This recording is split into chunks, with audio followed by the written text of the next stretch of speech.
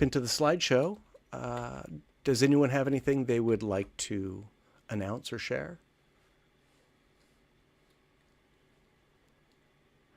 All right, sounds like we're going to get right into it. Welcome, Melinda. I saw you come in. Hey, folks. Hello, hello. Hear me okay? Into the slideshow. Yeah. Does anyone have anything they would? And I did not mute my device. Apologies for that.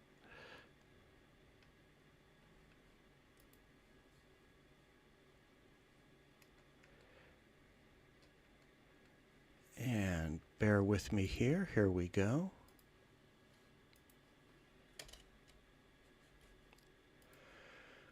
All right. If you're following along on my Zoom screen share, you should see our welcome slide. The same with our YouTube streams. Let me just get this working on my Lume Pad real quick.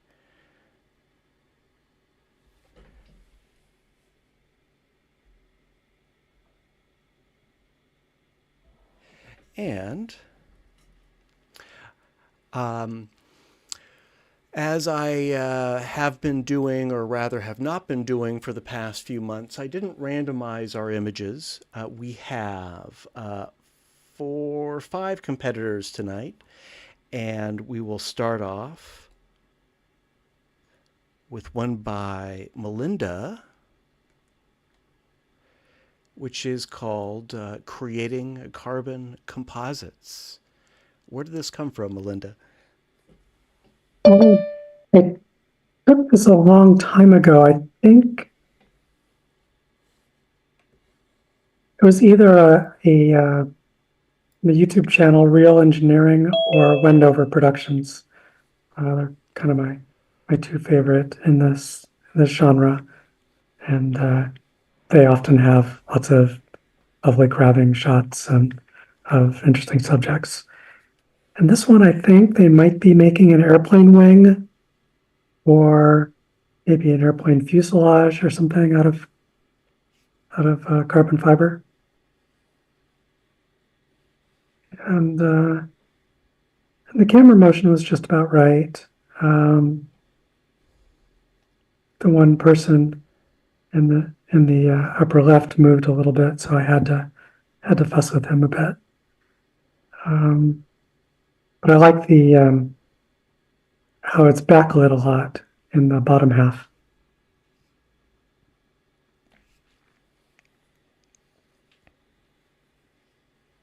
Yeah, that light really draws my eye into the background. So the camera, this was a video, the camera was moving left to right. Yep. Tracking. Yeah, very stable. So exactly what you'd want. And of course they were getting a good stereo effect, even if they didn't know that that's what they were doing. Yeah, it is a great subject for it.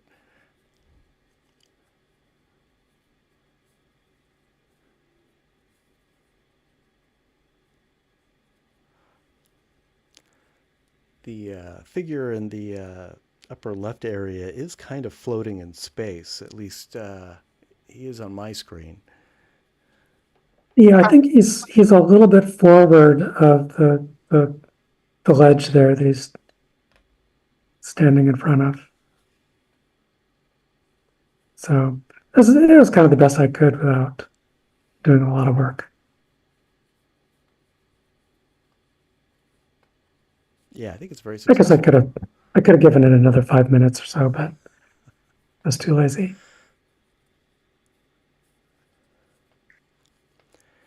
Well, it's unlikely they would have let you taken this shot on your own, so that's as close as we'll probably get to carbon fiber construction. Creating carbon composites is what they're doing. Okay, thanks, Melinda. We've got another one by you. High and Low is the title. Yeah, same kind of thing. I took these snaps a long time ago, and this time I have no idea what that was from. I assume it's China. That's just a guess. Your guess is as good as mine. Um, I think I think it's like a drone. Unfortunately, it's kind of orbiting this hill a little bit. I think, but I think it turned out okay anyway. At least the background isn't painful. The the image quality is kind of weird. It's like very high contrast or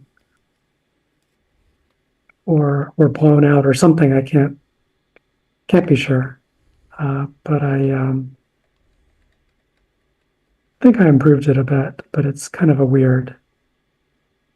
It's got a weird kind of hazy effect. But I like the hyper stereo of the tiny buildings. Does anyone And recognize this location, this region? Anyone care to identify it?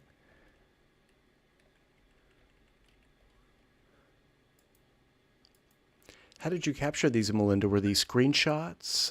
Was this off of like a YouTube video or a disc? yeah, these are all screenshots from YouTube. I did recently find a nice Chrome uh, extension for taking screenshots, and that has the amazing property that it captures only the original imagery and not any kind of decoration that YouTube puts on top, like the timeline and other stuff. Um, you'll see the result of another image later on that where I had to deal with something like that. But once I once I started using that feature, it's made it a lot easier and lets me get the entire full screen and like not having to crop out the timeline and stuff is nice. If you if you recall what it's called, and if you can, put a link to it in the chat. Yeah, let me. All right, Don't I'll do that. yeah, Mhm. don't don't leave the meeting or anything if it's convenient for you. Um, what these look like they're very high resolution. Do you know what resolution these were captured at? Yeah, they're just HD. Okay, well, they look really sharp. Incidentally, speaking of the chat, at the beginning of the meeting, I forgot to put our links to our various streams, our channels, our poll, our downloads, all that. I think most everyone here is already familiar with these links, but if you're not, you can explore those as well. Also, the sharpness is a bit of my Photoshop work, and also the contrast and things like that. Sometimes the videos lack a bit of punch. The like the previous one, I probably didn't have to do anything in that regard. It was very well lit, and the colors were nice and saturated. But I sometimes use my tricks to get better image quality. Also, the screenshotter is called Screenshot YouTube. Screenshot YouTube. 2 words, yeah. David Kuntz says Google Lens identifies this as Wangxian Valley. Thank you, Wow, David. that sounds right. And that's China, right? It's got to be. It I sounds think it Chinese is. too. Mystery solved. Well, at least, Love it. I like the way you're thinking, Belinda. You might not recognize what it is, but you notice the camera movement on top of anything else and realize what a fine stereo pair you could pull out of that.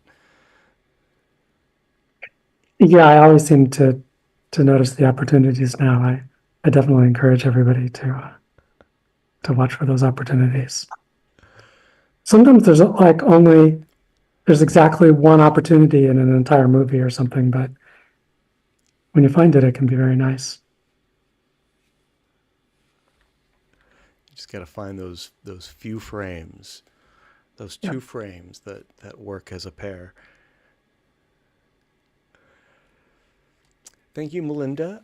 Our next photo by Melinda, found stereo, is how the U.S. took over the world. So this one is definitely from a YouTube video with that exact title. And I don't know what city this is or what they were talking about at the time. But but yeah, it was a perfect. I mean, it was shot from a train, certainly, um, and it was a very excellent sort of sight line way into the center back there. So I like this composition a lot. I also cropped in a bit to sort of keep the eye more in the center of the image and not have it wander off to the sides.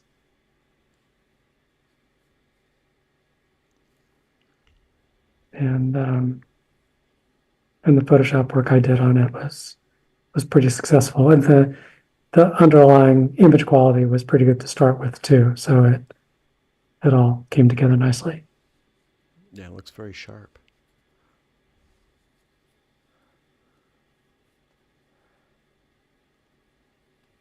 And it's a great hyper effect too. You know, it's hard to know how wide to go when you can choose whatever you like. I guess it's just an aesthetic choice.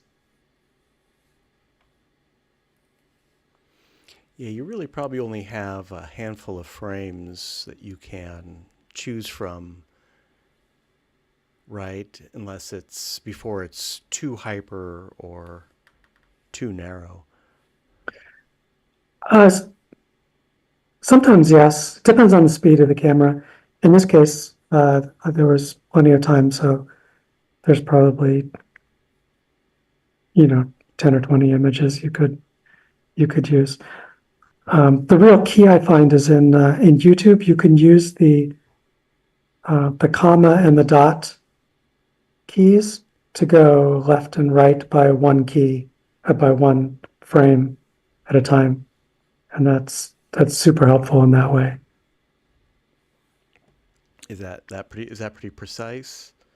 Yeah, just to make that a little easier, the comma and the dot are actually the greater than, less than, so they look like arrows pointing to the left or Oh, okay. pointing to the right, which is the direction. If you consider the film is running left to right, then you're going forward with the one arrow, going backwards with the other. I never put that together. Yeah, it's just the you need the shift key to get to the brackets, but Well, yeah, you don't put but yeah, when you just glance at the key, that shows up pretty bigger than the comma and the period. So yeah, that's a good point. Thanks for that. I'm glad to help. What Hopefully, I do for this is I just download the whole movie, then I take it into a huh, video editing program, and I feel like I have a little bit more control. It just automatically downloads it in the highest resolution. Actually, the program which I mentioned last week um, lets you choose which resolution you want to download it in. You can even that's definitely a big advantage. I like that idea a lot. I mean, since our maximum height is HD anyway, in some ways it doesn't matter, but it's always good to start with. yeah, you're not grabbing the screen. You're actually just downloading the actual video. Yeah, and then I can downsample it and get some of the advantages And I use DaVinci Resolve, which is a free video editing program. Although A there free are what? a lot of free video, and I highly recommend it. It's in some ways more powerful than Premiere. What's it called again? DaVinci Resolve. Hmm. I give it my highest recommendation. It's an amazing program, hugely user base, tons of videos, tutorial videos on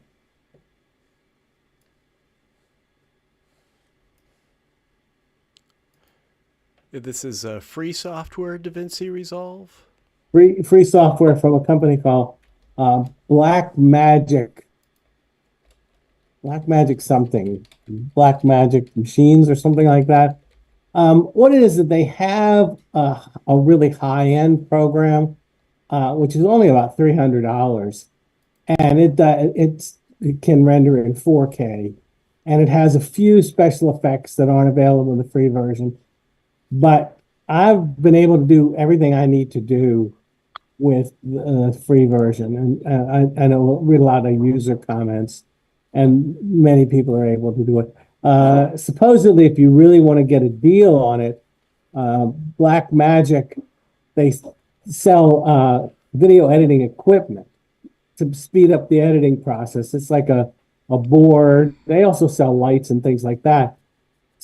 If you buy certain equipment, you get the full $300 software for free. And apparently, like their edit bay, their edit board is like $450. So it's like getting that for $150, and then you get the $300 version of the software, which is still a great deal when you consider to use Premiere, you have to pay by the month.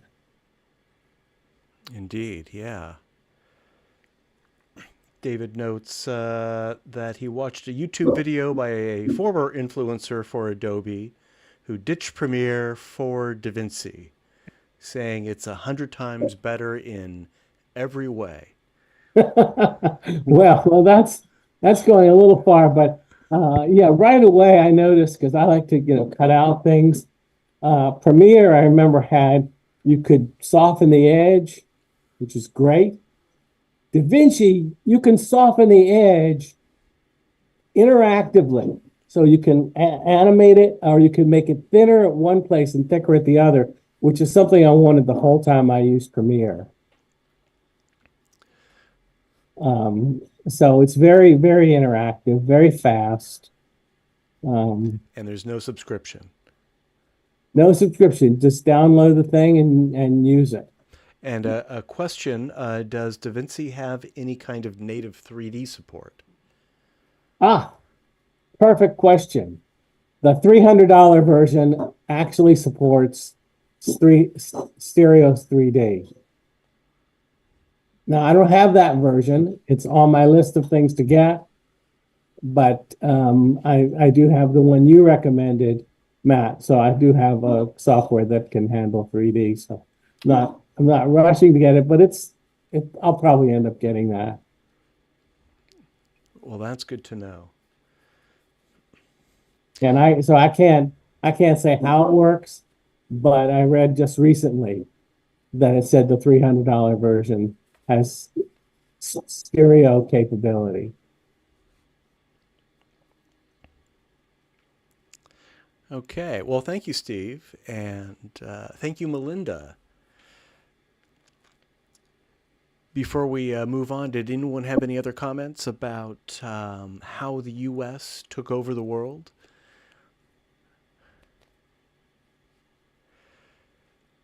We've got one more by Melinda. And by the way, Melinda, I did receive your alternate image.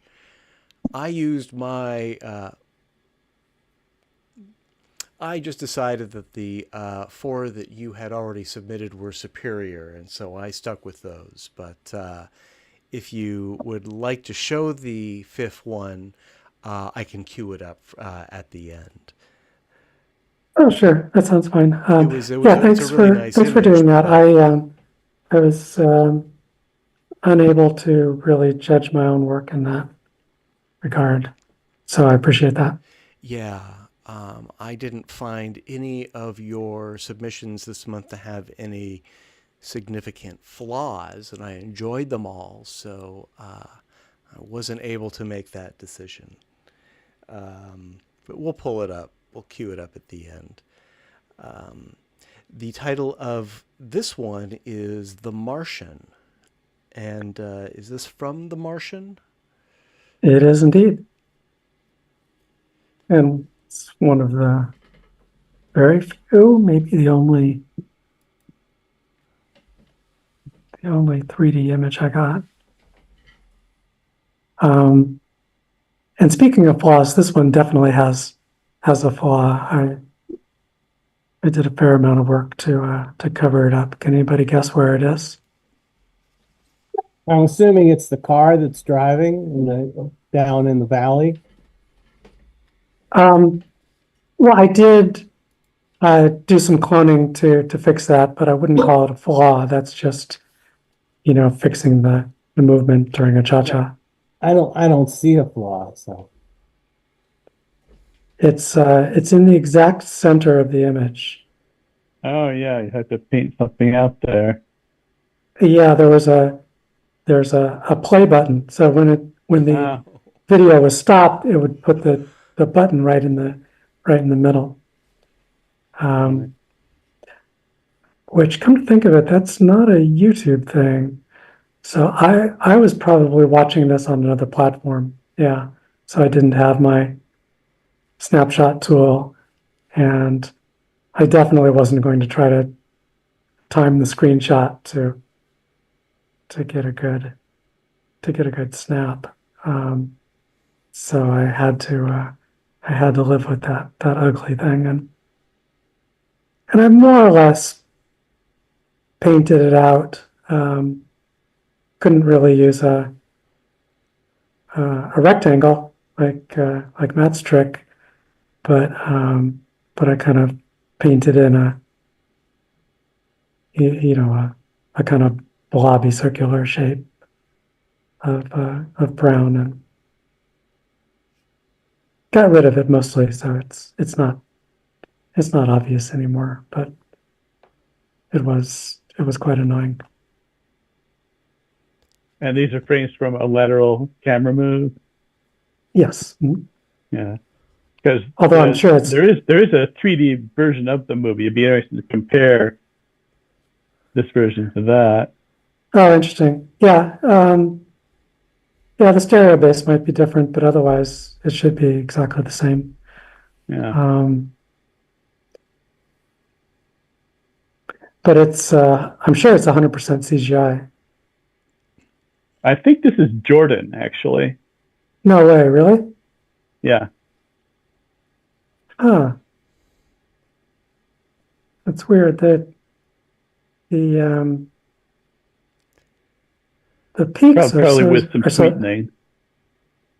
yeah, maybe they vertically enhanced it, because I just assumed that the steepness of the peaks was uh, Yeah, they may an have attempt at enhanced. realism, due to the low gravity. But I was just guessing. I have no idea. And I kind of also assumed that they were trying to use the real topography too. Hmm. Jordan, huh? A lot of Mars movies have shot in Jordan over the years. Yeah. Interesting. Regarding the that play button that you cloned out, David notes that he's had good luck with Photoshop's generative fill for getting rid of that kind of thing. If your version of Photoshop has generative fill. No, unfortunately, I have an older version, but Yeah. of course, if it you just download the video, you don't have to worry about that. yeah, I definitely don't want to have to do that again. I would probably be motivated to try your download trick. Now, Melinda, have you seen The Martian in 3D? I'm pretty sure I did. I was pretty excited when it came out, and I knew that they. Wait, I was going to say I knew that they did a proper job of the 3D, but now I don't trust my memory anymore. Tor, I'm sure I'm you pretty know. sure native photography was native. On the actors at least. Yeah, And I'm sure you got a lot of simulated environments beyond that. sure. That part's easy though. But the I don't recall it being as impressive a 3D production as Prometheus, which was also Ridley Scott.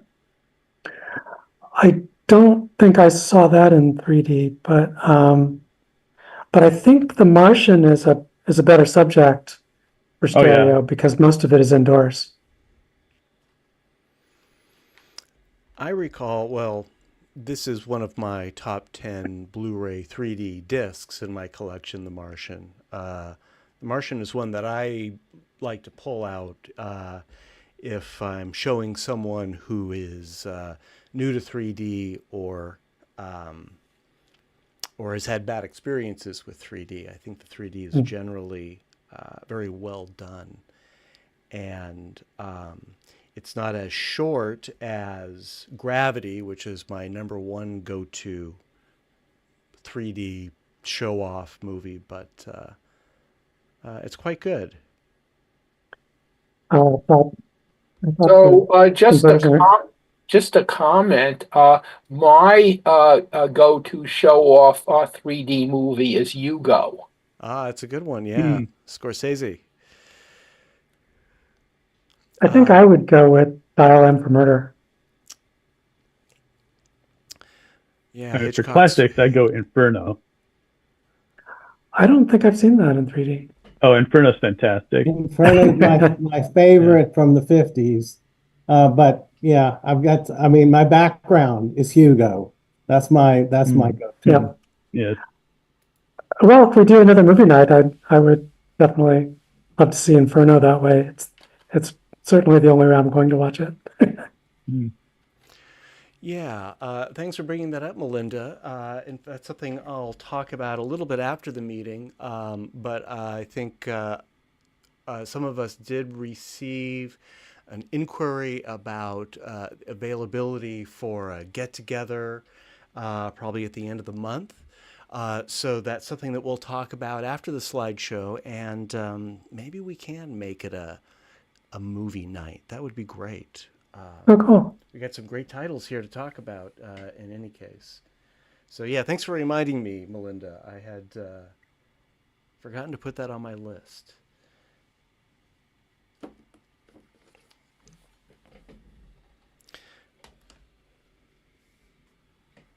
All right, well, thank you. Melinda, we'll take the spotlight off of you now and shine it on Steve. We've got 4 found stereo compositions from Steve. We're going to start with Baywatch Badasses.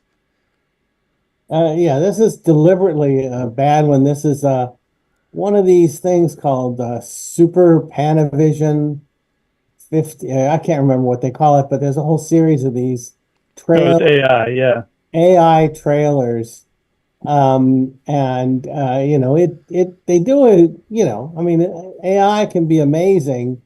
But if you see there's like a growth on the guy in the background's arm, it's supposed to be a bush or something, but and this shot is maybe 1 second long, so it's really quick. I think it's 37 frames.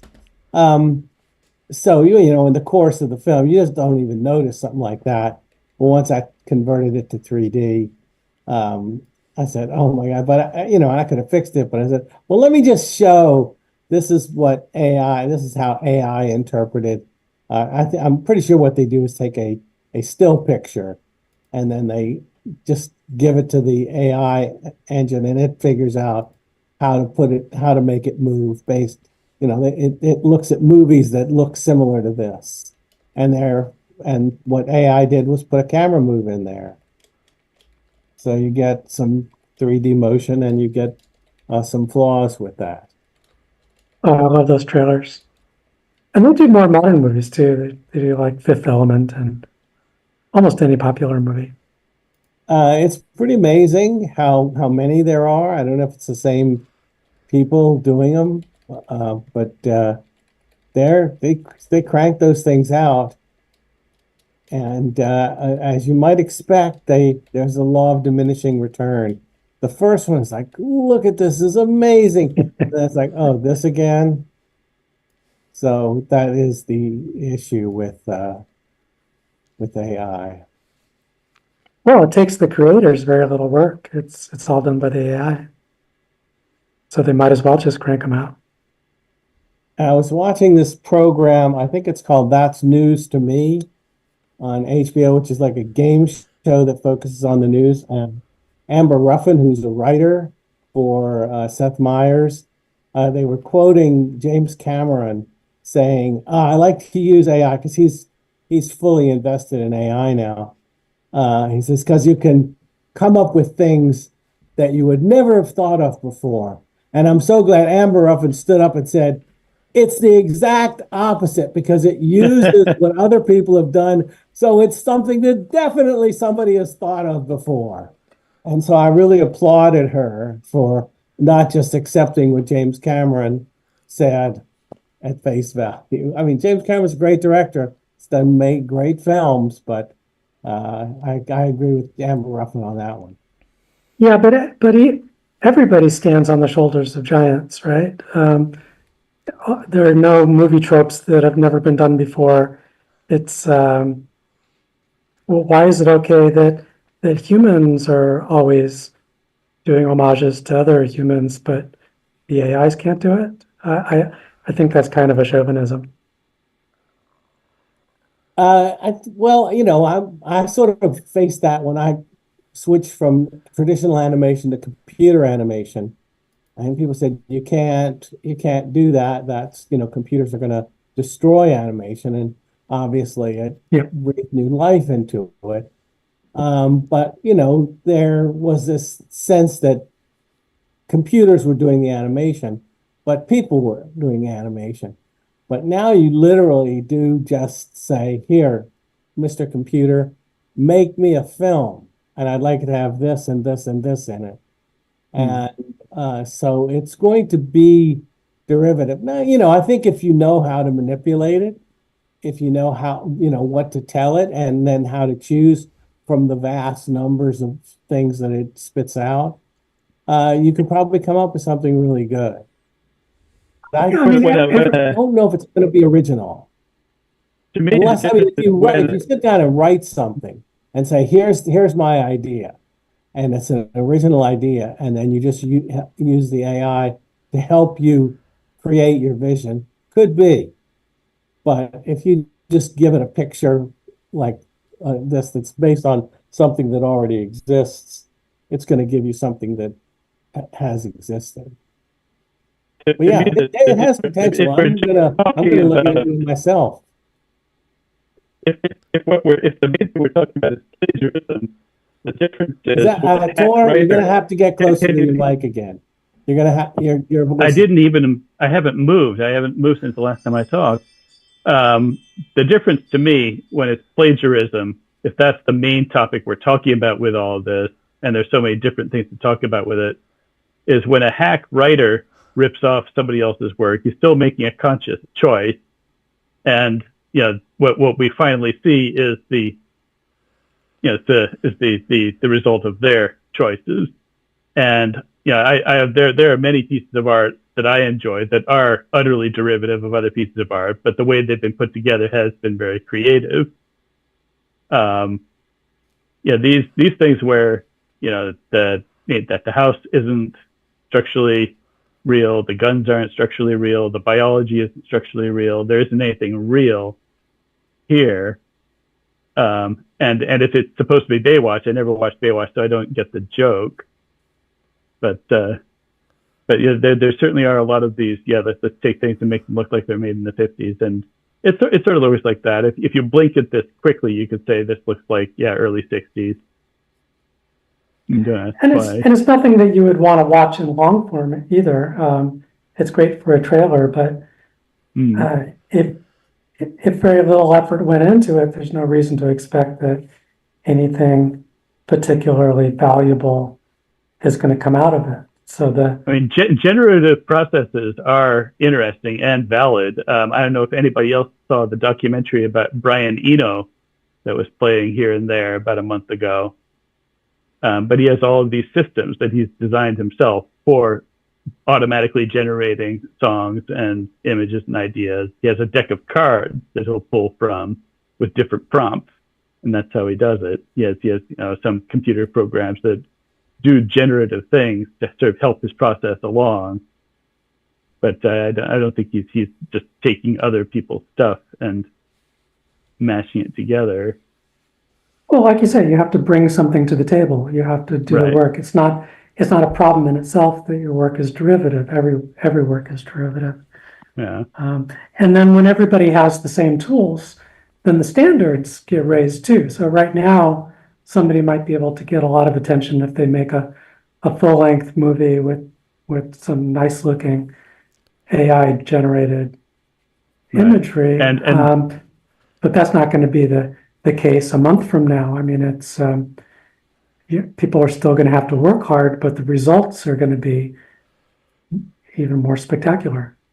well, the fear that's going right now with AI is that with AI libraries scraping the internet for content, there's going to be more and more AI generated content that they're scraping. It's going to become this recursive loop of less and less original element as we go. Well, the big Somebody- guys are not doing that anymore. They can't even afford to. They have to get permission for all of the data that they train their AIs on. Yeah.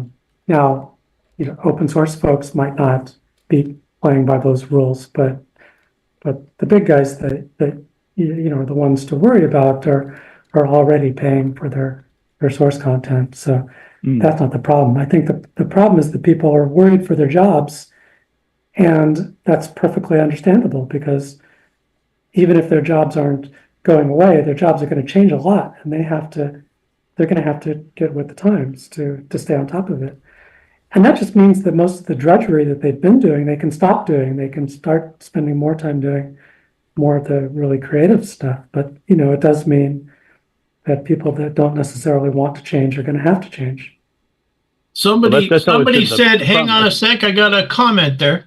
Somebody said stealing from one person is plagiarism, stealing from many people is research. Pretty good. Sure. There's a fine line. It's not going to go away.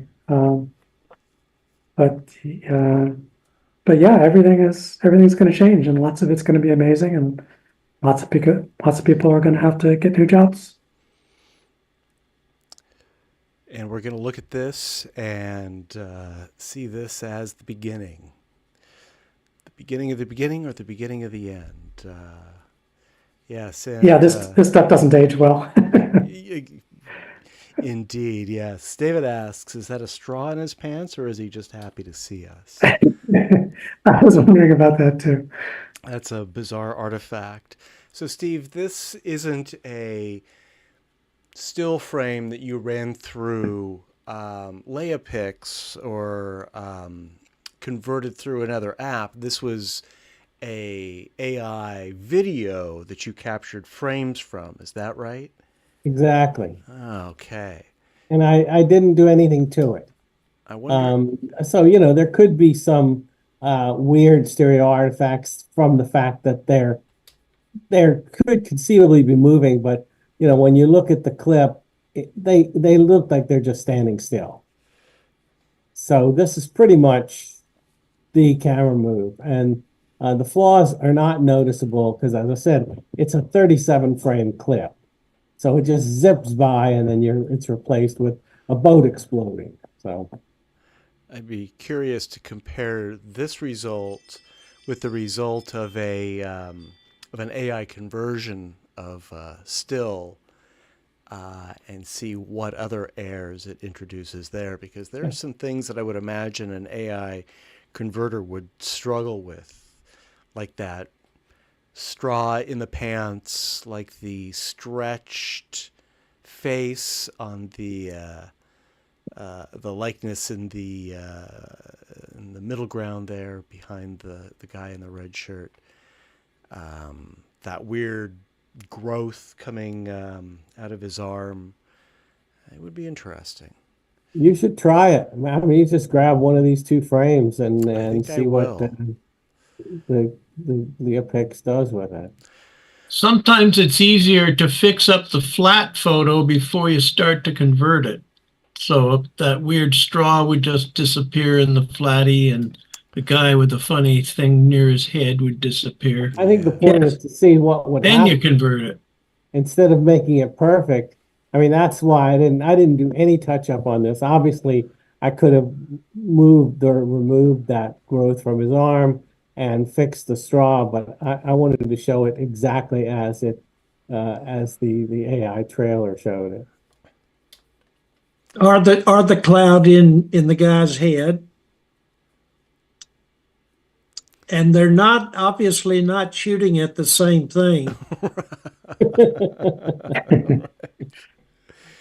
Yeah, the AI hasn't figured out what guns are actually for yet, but it knows that people hold them up.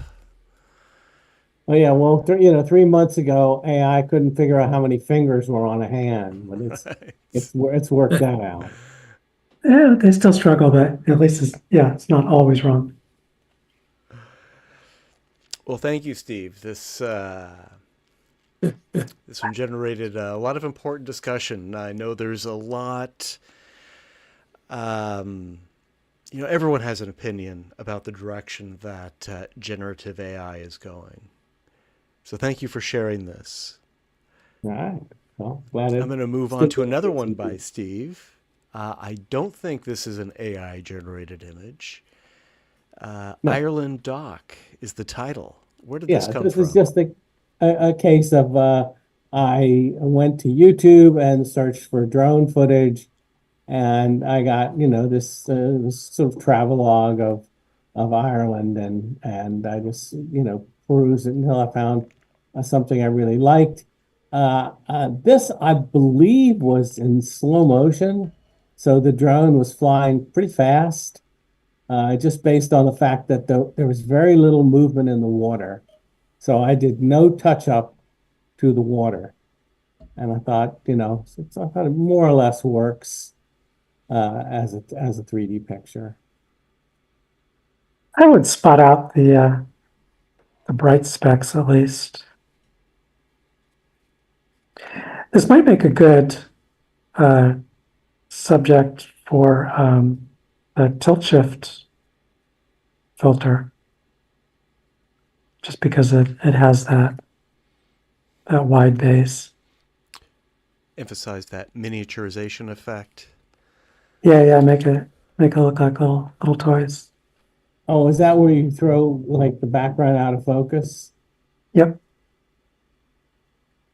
Yeah, literally just like the top X% and the bottom X%. So in this case, maybe you blur the top third and the bottom, I don't know, 10% or less.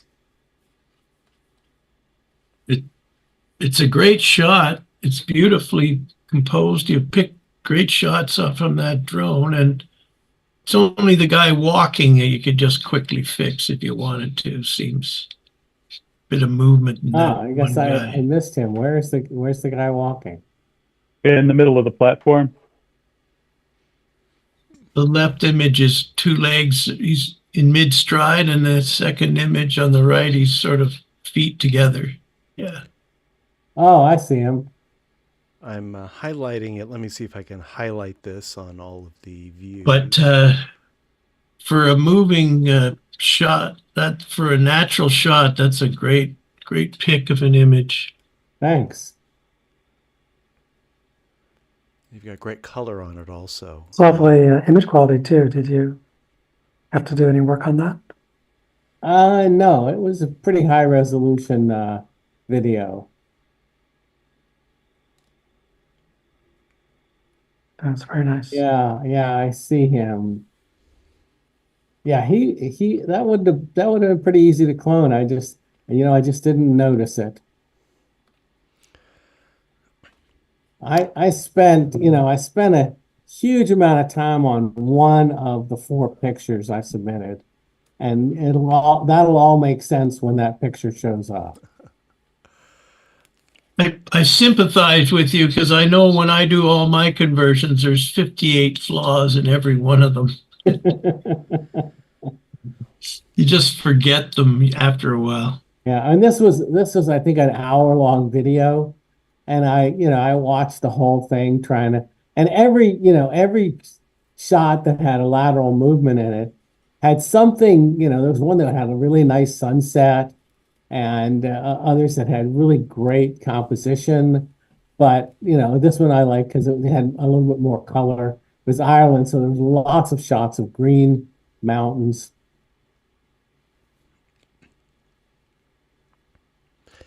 And Steve, this is a video that you downloaded from YouTube and then manipulated in a video editing program to get your frames, you said? That's right. I just went into DaVinci Resolve and picked out the frames I liked, and it has a frame extractor. You just hit a key and it saves it as a JPEG. Is that And a program or like an extension that you use, or is that something that's built into YouTube? no, it's in DaVinci Resolve. It's in DaVinci Resolve. Really interesting. So you So can put in I just used the 4K downloader to download the video, and then I loaded it into DaVinci, and then I could manipulate the frames. It's just much easier for me. It's just easier for me to step through frames to compare one frame to another using the video editing program. It's just so much easier than YouTube. Yeah, makes sense. Oh, I think you picked the right pair here. This one's very successful. Thanks. Did you do any saturation or anything on this, or is this how it came out of DaVinci Resolve? It's probably very close. I normally do kind of like a camera raw. I have kind of my favorite settings, which just, reduces the gamma just a tiny bit, and maybe, 2% on the saturation. I remember this shot was pretty saturated, so I don't think I did very much to it. It's very colorful.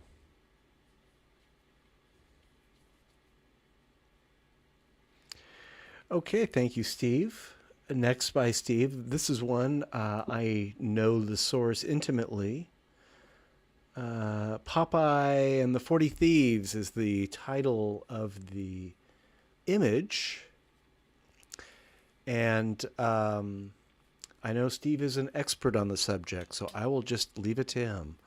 Well, this is, I'm sure Matt and Tor and some others will recognize that every time we have this category, that I'll pull out some, one of the old Fleischer, or in one case I did a George Pal Puppetoon.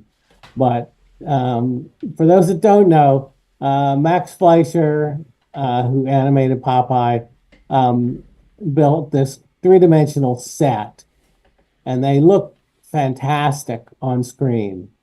And it pretty much only it's a disc. It's a lazy Susan, so it can only be used for a lateral movement. So it's perfect. It's perfect for 3D. The only thing that's not perfect is always some character moving. So I had to, these are two frames where the characters are in different positions. So I had to do some touch up to the background for one of the eyes. But you get a pretty, I don't know if it's like the foreground is too close. I took 2 frames. I think there were a frame or maybe 2 frames in between, and maybe I went too far, but I really liked all that extra depth.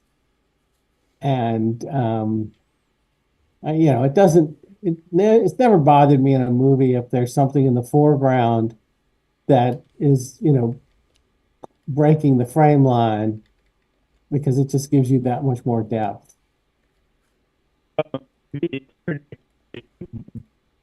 So I don't know what it is with your mic. I can't explain why. On my TV, it's pretty extreme with the foreground. At least it's out of focus. That helps. Yeah, it is very through the window. We also have a window violation on the left-hand side, but I know I didn't want to go for too much of a vertical crop here, I'm sure.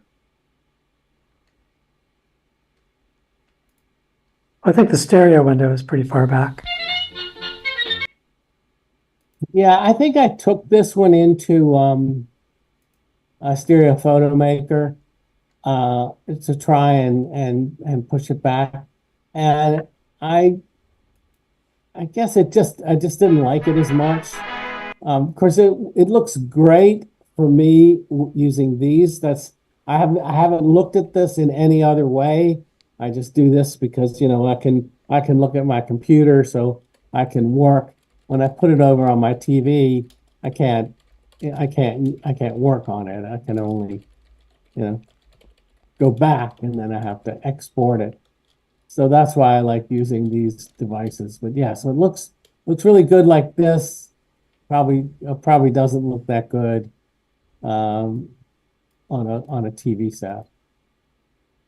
And Yeah, the Reddit folks pretty much agree with you on window placement. I think that in their case, it's because they tend to be free viewing on their cell phones. Okay, yeah. So there's all kinds of different criteria.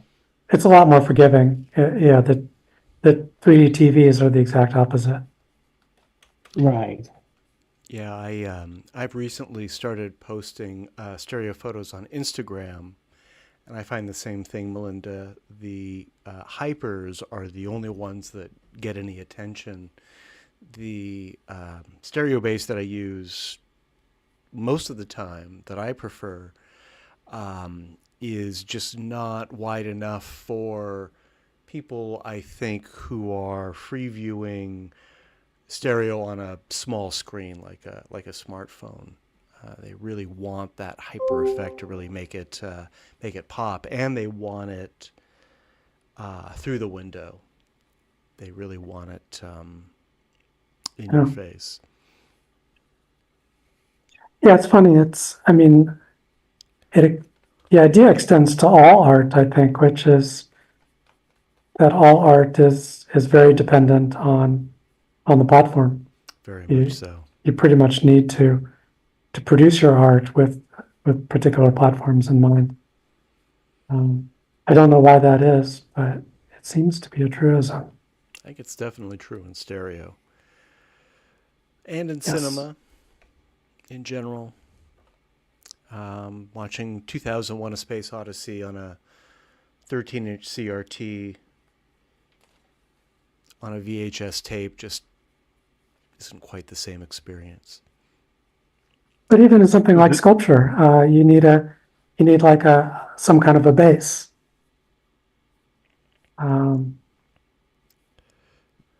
was a good anecdote. The movie American Beauty, when Sam Mendes was making that movie and Spielberg was the producer, DreamWorks, Spielberg gave him just one bit of advice, and that was to imagine a line of seats at the bottom of the frame.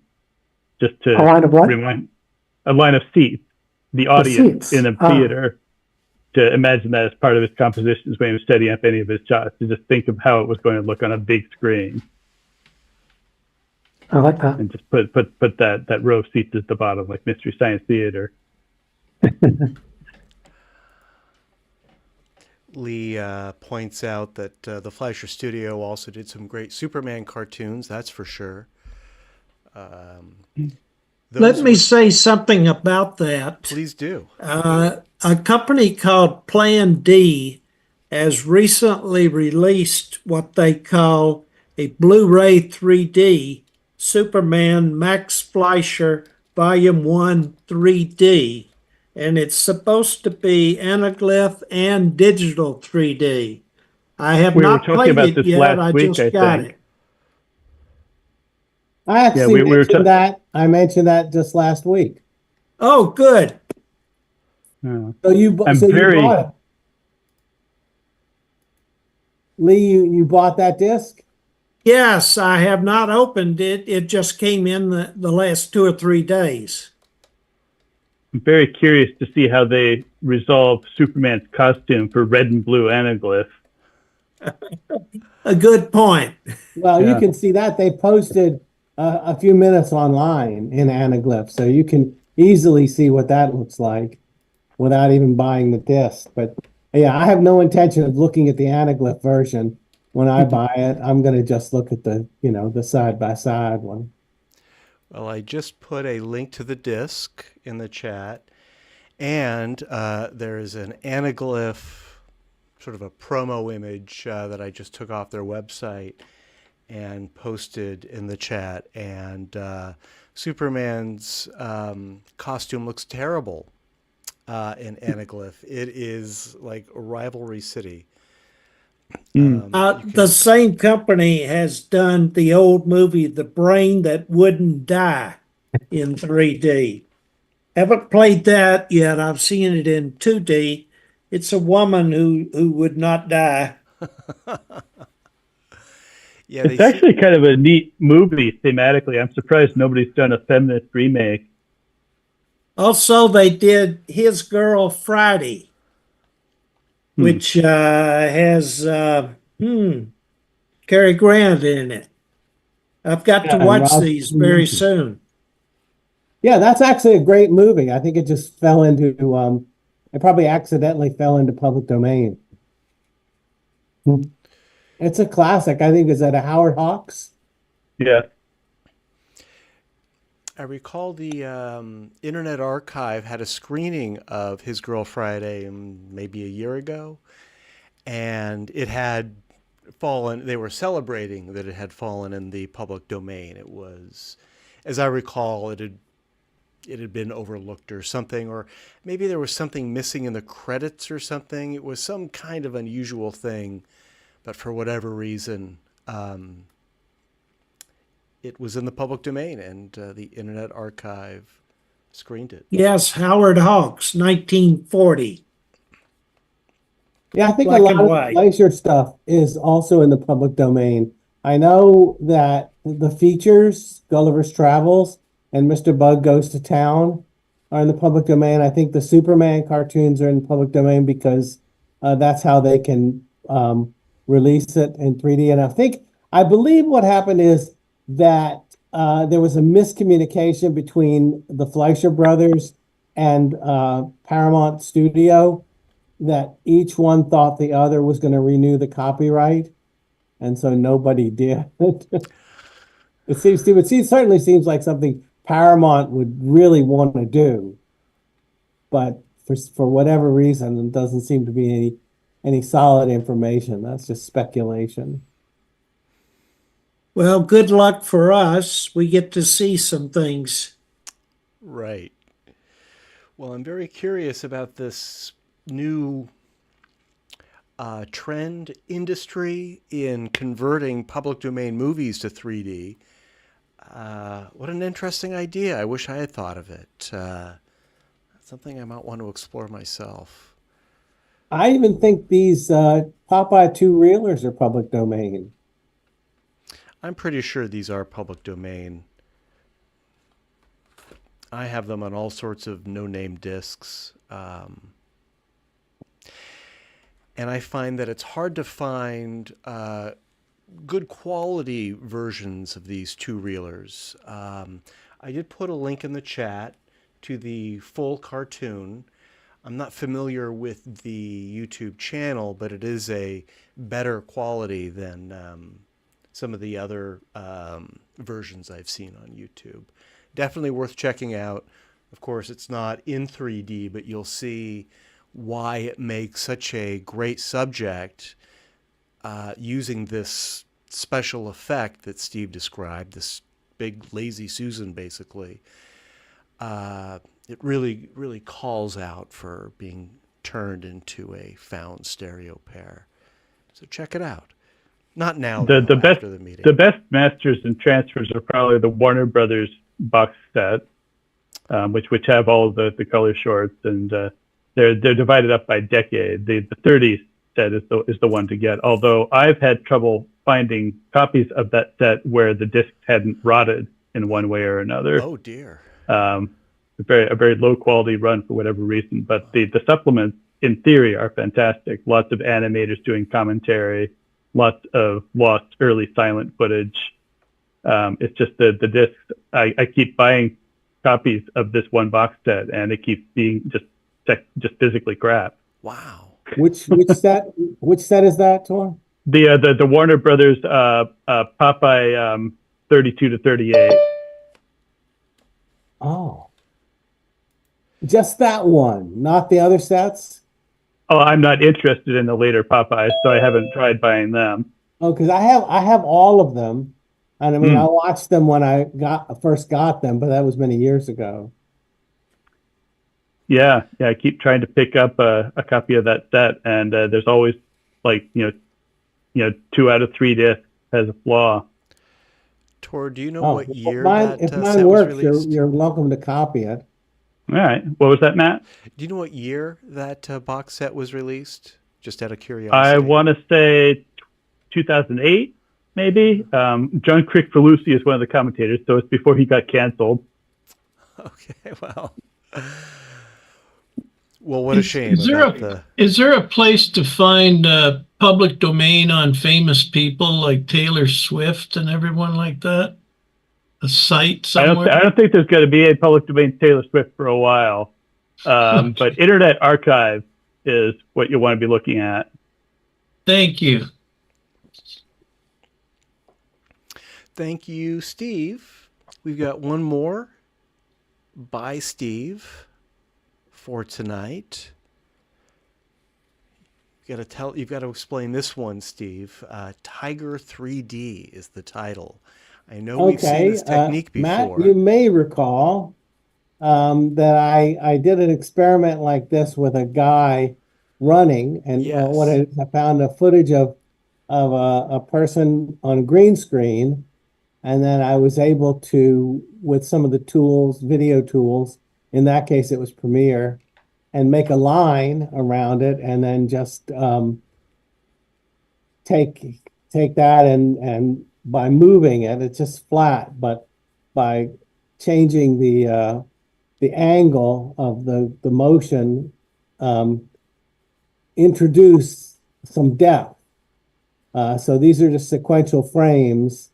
It was a very time-consuming process. I had to kind of reinvent what I had done before because I'm no longer using the Adobe products. So I was able to do everything with DaVinci Resolve and Affinity, but I just had to figure out how to do it, and it kind of attacks DaVinci Resolve because I ended up doing it. Each outline is a layer, so the thing has maybe nearly 100 layers, which is a lot of. I mean, the most layers I've ever had in a film is maybe 10. So this is quite a bit more, but that was the way that worked. And it works in motion. I could see this 3D in motion, but when I tried to render it, the thing froze. It actually didn't freeze. It just said can't render. It didn't tell me why.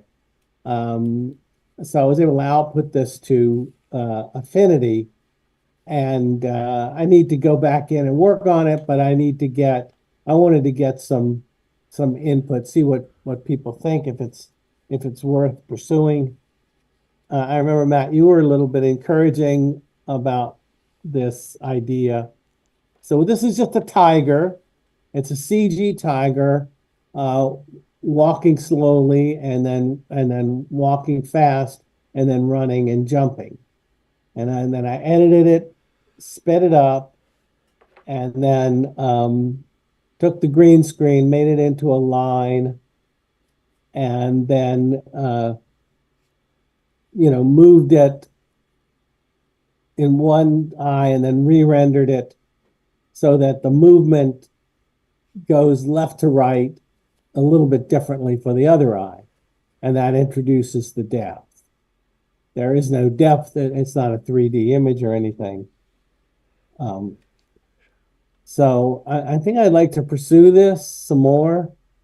Obviously, the images that in the foreground are too far apart. But you can get some sense of depth. Oh, I like the idea a lot. I remember when you did that, it definitely has promise. I think it still does. Thank you. I can see the cat now that you mentioned it. The two things sticking up at the top are the tail. Yeah, I almost was going to remove because it's just there twice, but I thought, well, I'll just let it go as is. No, it's fine. I mean, I think this is better than the previous ones, though I don't remember exactly how they looked, but I think this one makes more sense in 3D. The foreground is of course extreme, but that's understood. So it looks like you're getting control over the technique. I'd like to see you keep going. Yeah, I think what I need to do is bunch them up, like take 10 levels and then render them out, and then just put that as one level. Kind of the way they used to do multi-track recording, back in the days of the Beatles before they could do, huge numbers of overdubbing. I don't know if everybody knows the way they used to record. They could only do 4 tracks at one time, and they would take like 4 instruments, record it, mix it down to one, and then they do it again and mix those down to one, and then they could take 4 of those and mix it. So you could just by re-recording get more than one. So I think I have to do the same thing, because every one of those little outlines was a separate layer in the DaVinci, in my video editing program. So that was just too taxing for it. There's a lot of nice detail in there too. If you zoom in, I think it gets more interesting.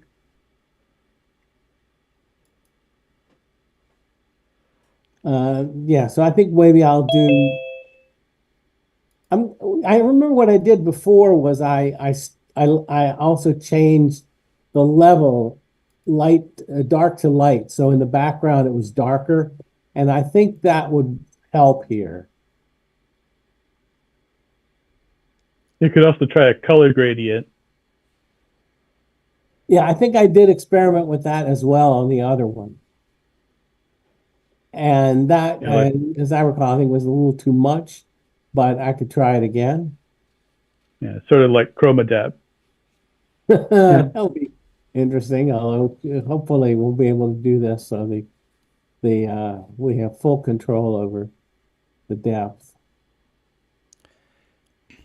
Yeah, I think this is very successful, Steve. I think that it's easier to view than the previous one you showed us using this technique. I would suggest you have the most foreground outline, which is, a bit through the window, to me is the most clear outline of a tiger of all of these, but the outlines behind it kind of conflict with it. So I would keep the most foreground outline and remove I don't know how many outlines there are, one or two that are, behind it that sort of intersect it.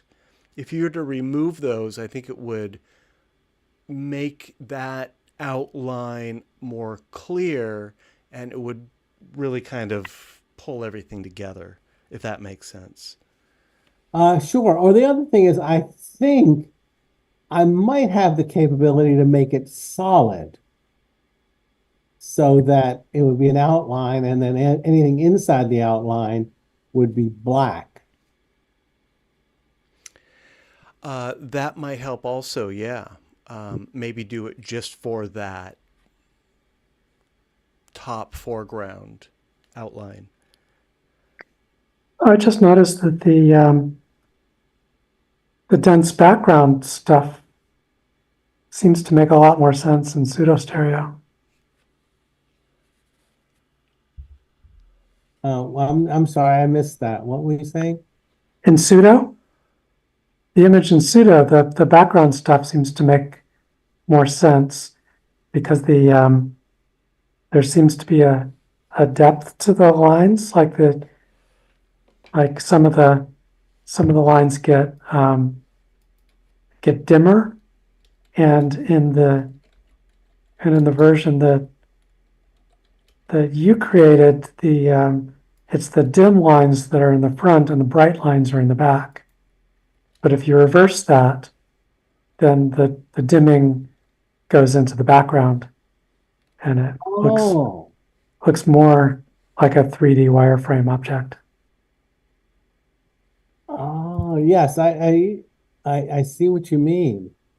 That's a good call. And I don't even know how I was able to make those great. It should have been all pure white, but something, some setting was not right, which actually has a nice effect. If it wasn't, well, can I reverse these? I could probably figure out a way to reverse these. I think it wouldn't be too hard. Well, you want to know what you did to get that gradient effect, because if they were all the same brightness, then you wouldn't get that nice effect. Yeah, I mean, it's like I said, it's a CG tiger on a green screen that I just picked up from YouTube, and then I found a tool called edge detection in DaVinci, and the edge detection actually has a slider. So it automatically makes a line. What's really interesting about that is that I looked at least half a dozen tutorials. Everybody had a different technique, and almost all of them were incredibly complicated. And then I found one that said use edge detection, and it's like a one-step process. You hit the button that says edge detection, and it puts a line around it. And everybody else was like, okay, go in here, isolate it, do this, connect it. You have to go and make a graph, and it's like incredibly complicated. So there's so many ways to solve these problems. But yeah, I don't know why the edge. I think it's a flaw that ends up having a nice effect. Matt? Yeah, I think you should continue working on this, Steve. I think you're very close. Yeah, and it's much easier to tell what you're looking at when you see it in motion. So I'm contemplating using this for a film, because I have an idea for another 3D film that I'm going to work on when I get finished with the film I'm doing now. So there's some potential there. Oh, I can't wait to see that development. Are you thinking of animating this, of having each outline come in, draw, something like that? No, I mean, it would just be the motion of the tiger walking. and you would see it, and it would leave after images. I Not see. unlike the classic Norm McLaren film, Pas de Deux. And anybody who's not familiar with Norman McLaren or the film Pas de Deux, you're in for a treat. Look him up. The best there is. Not kidding. Indeed. And Steve, if you want to put a link to that in the chat, I encourage you to do it. Let's go find it. Yeah. Well, thank you, Steve. It's very exciting. Thanks, everyone. I can't wait to see where you take this technique.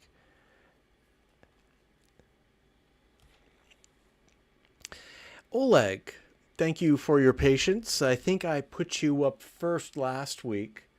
You're near the end tonight. We have 4 found stereo images from Oleg. The first one is called Military Parade at the Kremlin. Oleg, where'd you find this? All 4 of them were just taken off my 3D TV. And how did you capture them? Did you photograph the screen? Yeah, I photographed the screen. Okay. Did you put polarized lenses on your cameras? Is that how you did this? No, it was a video Okay. play. So this is motion and you've grabbed 2 frames. Yes. Got it. Got it.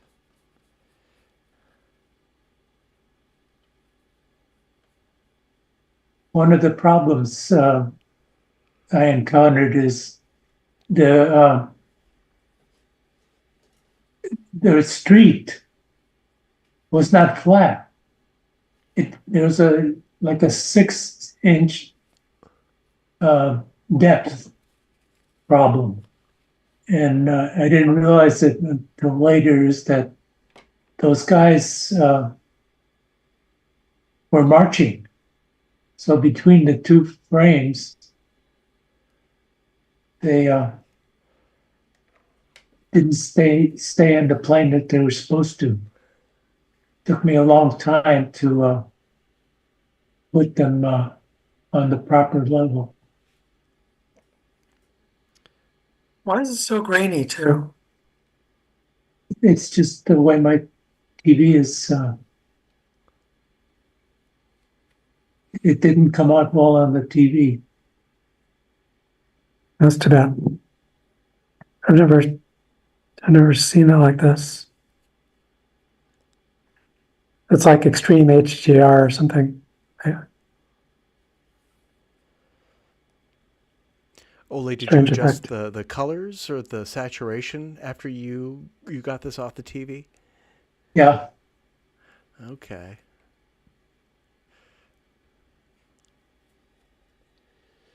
So you should probably consider the technique I was talking about earlier of just downloading the video and then editing it. Was this a live TV, Oleg? Was this a video you streamed? Yeah, it's a video. No, this is live TV. Live TV. Oh, that's a little more difficult.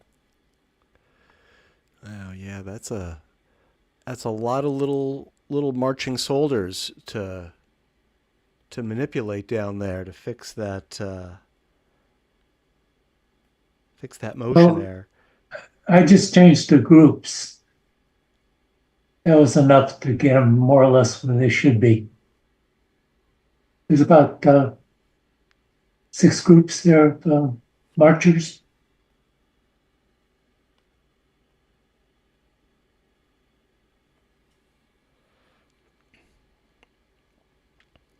If you hadn't done that, I imagine they'd probably be like embedded in the ground.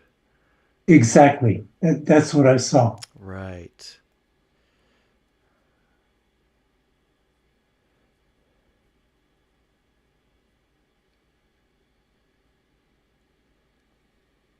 Did So I had Oleg, did you by any chance look and see if there's any footage of the Kremlin online? Why would that, for what purpose? So you could get a cleaner image. Maybe somebody has done a drone shot similar to this. That would be impossible for me to do. Yeah. It wouldn't, I mean, even if it was the same angle, you wouldn't have the soldiers, the military there. But you could put, nah, I don't know if you can put that back in. We gotta figure this out. There's got to be a way to do that. So when you said live TV, this was something that you just saw and you snapped some pictures off of what you were watching while you were watching it? No, I had saved it. Uh, um, You recorded it yeah, I recorded it. on like a DVR? Yeah. Well, no, my TV records stuff. Well, yeah, you sounds like you have a DVR.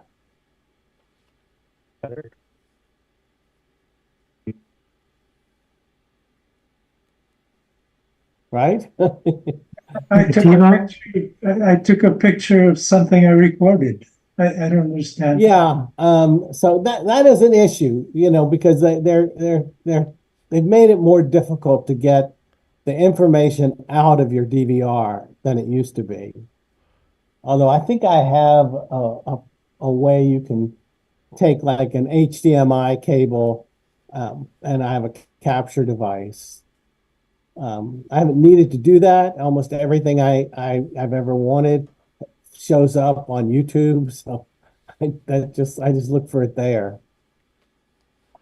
There's so much there. It's an astonishing amount of material.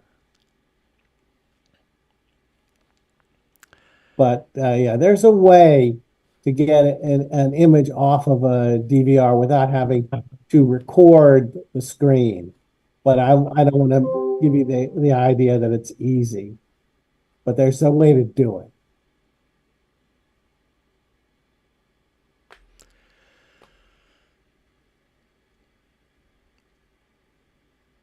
Well, thank you, Oleg. I do think that photographing a TV screen is a legitimate technique. You're not going to get the same resolution as the original, but it's definitely has its own visual quality, and it's not bad. And it's got great depth, too.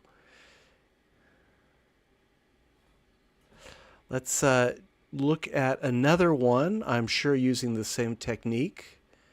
This is opera singer and her piano accompanist. Right. This was, yeah, it was an opera program, about an hour long, and I guess they were using one of those overhead cameras to take pictures of the people, the singer and it was very difficult to get them in the same place because besides going side by side, they're going in depth, backwards and forward, so I had to adjust the size of things. Did you have to scale these images to get them to match? They were pretty close. I just had to move them a bit. Okay. So they match. The alignment looks really good. it's got too much depth. You can see in the front, his arms are too far apart. Now that was another problem with this one is he was playing a very fast. I had to fake in the hands. I'm pretty sure Stereo Photomaker helps resolve some of those issues if the camera is moving a little bit closer to the subject in one frame than the next. The Stereo Photomaker will try to correct that. Well, I tried it. No, it was completely confused by the picture. I know I did it once and it was successful, but yeah, it maybe depends on on what kind of motion it is and what kind of information is in the scene.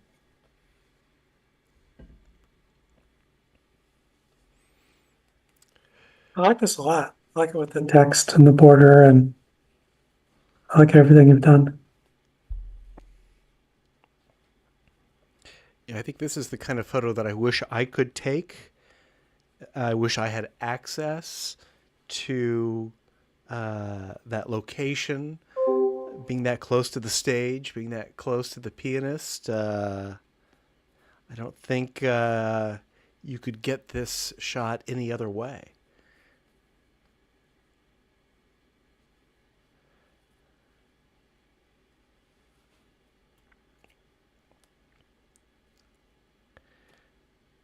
All right, thank you, Oleg. Next by Oleg. Same technique is Exxon Refinery. And this was for a documentary about how Exxon lied about global warming.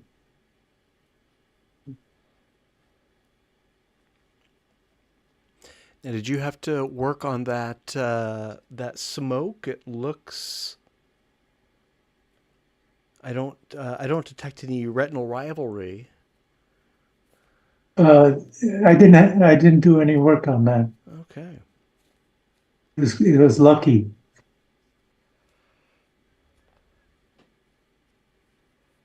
Clouds are pretty forgiving just because you don't really expect a particular shape.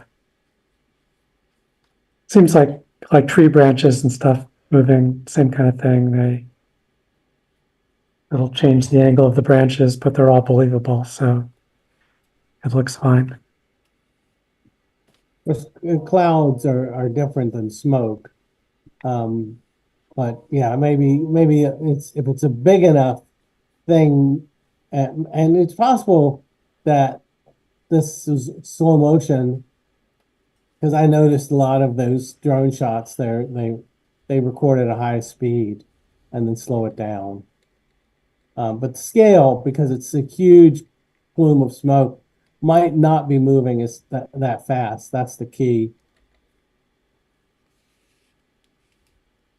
So yeah, you're right. It's lucky. This is really amazing looking. Great depth. Pretty good detail.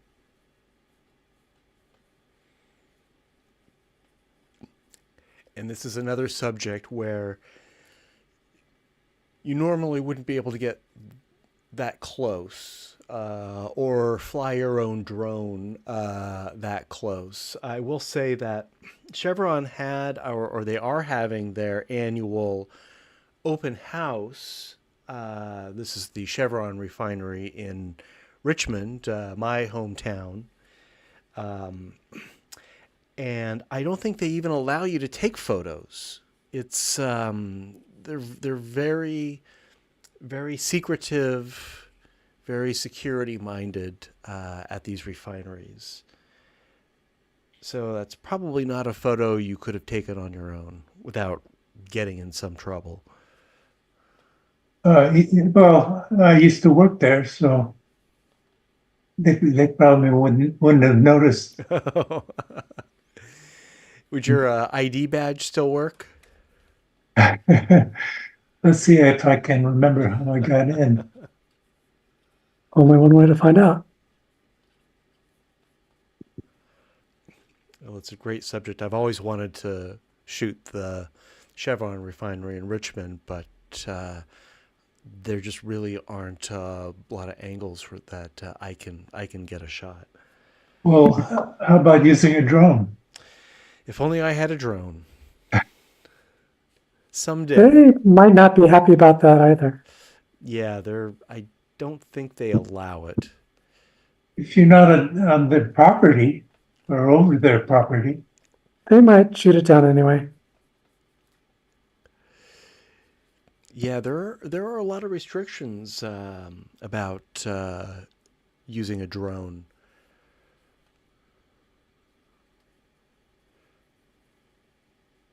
Someday. A refinery in Richmond here in the East Bay would shoot down somebody's drone camera? They would actually do that? I would not be surprised. I My would definitely God. expect that they would track down the owner and cite that person. Well, Well, not them, but Homeland Security. If you flew your Right. drone, like if you went on the public street and just flew it high enough that you could see it, but you're not over their property, I don't believe there's anything they could do. yeah, I agree. But try that at an airport or something. You'll get arrested immediately.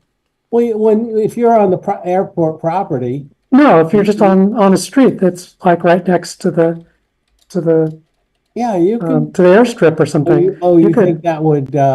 Well, yeah, there may be an issue about airspace, but if It's a you controlled fly- airspace, and the refinery might also have a small controlled airspace as well. It's I think it's pretty serious business. I don't think he'll. Yes. Point According- taken. According to the FAA, it's legal to fly a drone so long as it's in your line of sight and below 400 feet, and it is illegal to capture photos without permission, according to California Civil Code Section 1708.8.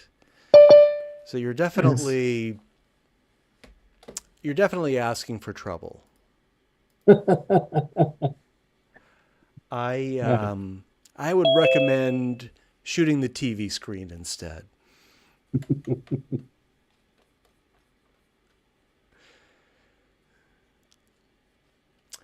Thank you, Oleg. We have one more by Oleg.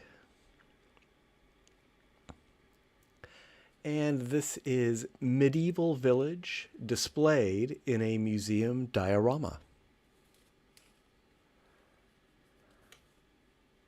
Yeah, I'm trying to remember the name of the guy that does those travel documentaries in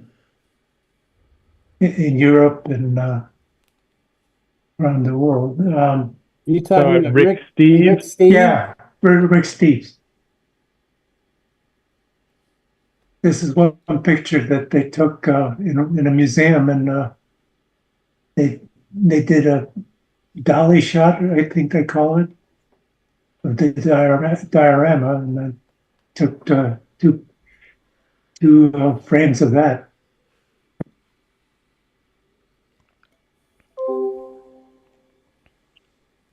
They had a plastic screen to keep people from poking it, so I had to take out some of the reflections that were coming in from the back. With the lower resolution of this photo, it's not immediately obvious if this is a diorama at first glance. I thought it was an actual village. It's really well done.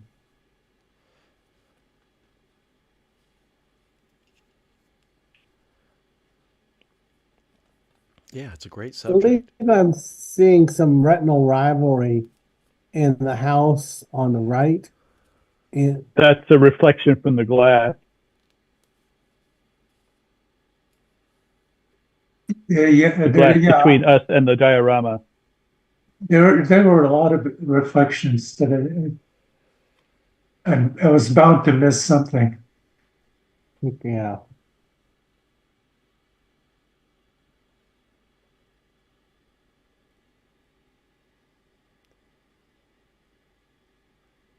This one works particularly well on our anaglyph stream. I think it's, fairly monochromatic.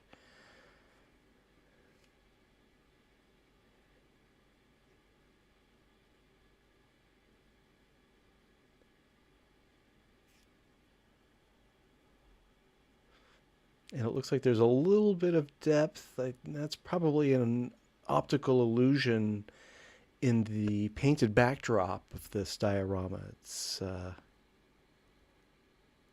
It looks like the castle on the hill is sculpted right up against the backdrop. Yeah.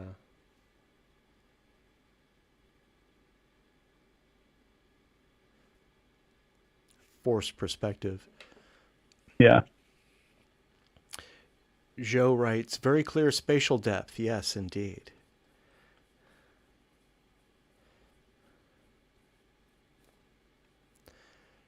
I'm going to see what we're going to have a black and white special.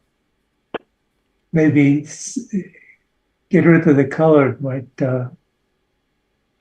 might be easier to look at.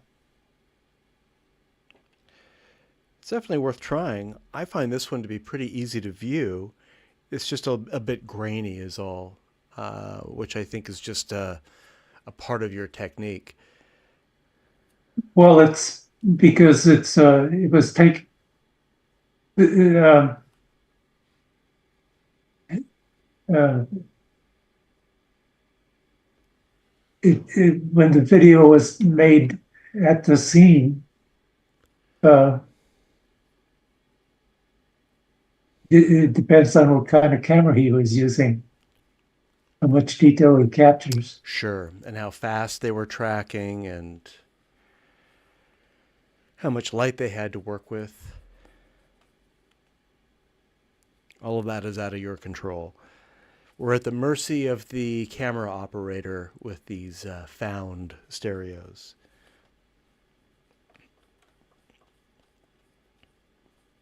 Well, yeah, give this one a try in black and white and share it with us either at that black and white special, or you can always enter it as an open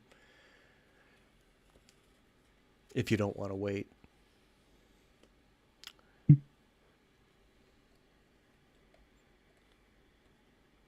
Well, thank you, Oleg.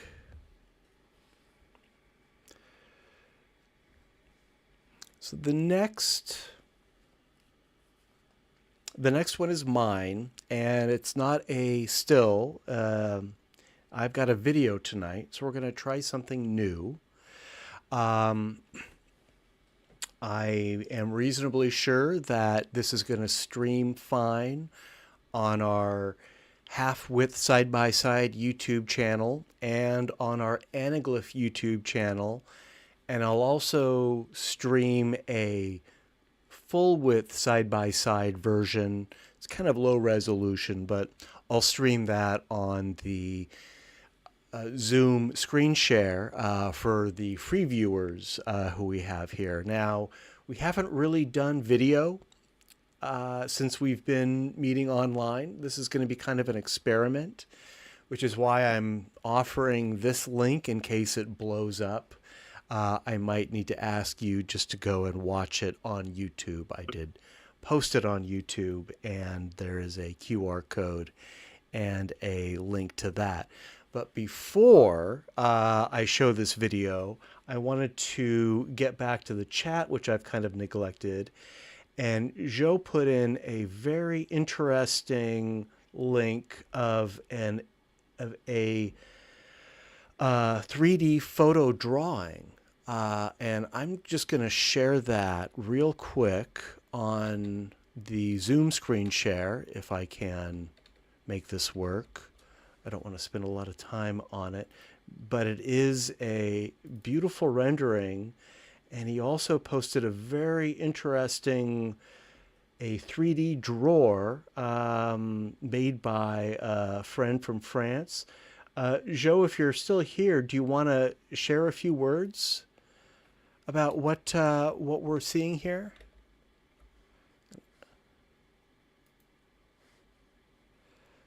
He is in China, and might be a little late, but this is the illustration. See if I can get this to fit the screen. There we go. And it really is quite beautiful, and I just wanted to make sure that everyone had a chance to see it. I don't know much about the technique, but there's a few details in the chat to take a look at. Guessing it was just painted by hand and eye. I think so, yeah. It looks like there is a drawing device. Let me see if I can show that. Here it is.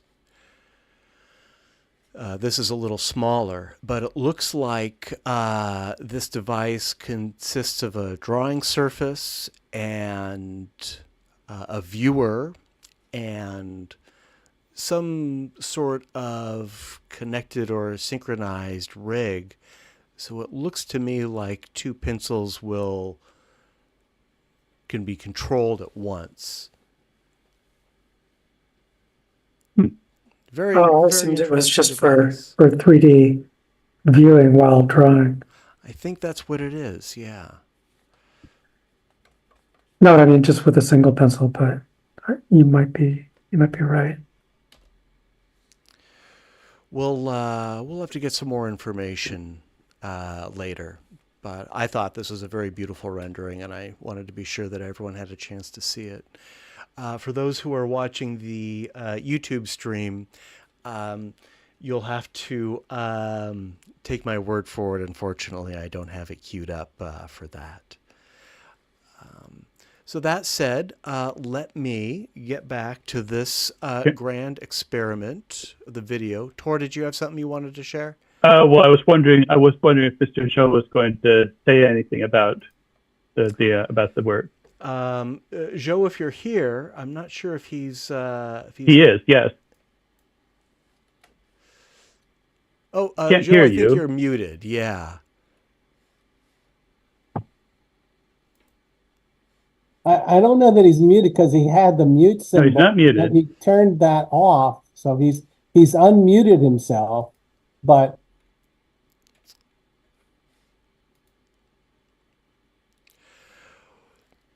Maybe Zhou, you're having trouble with your microphone.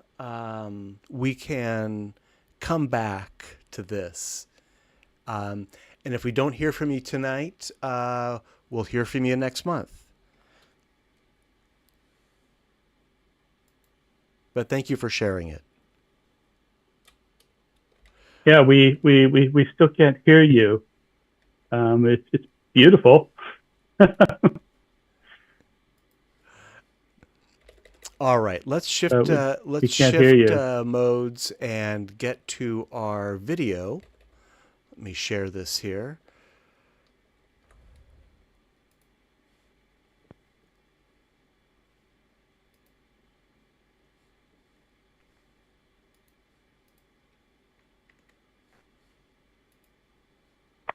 Okay.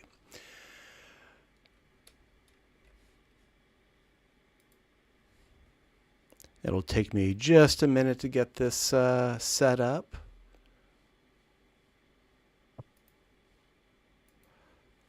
Okay, there is my Zoom share. And let's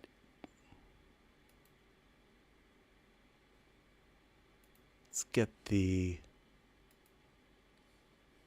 Zoom started. This is a silent video, and I'll just talk over it. And I would very much appreciate your feedback as well. Let me just get this playing here. And if you're following along on Zoom, there's going to be like a little player in the way.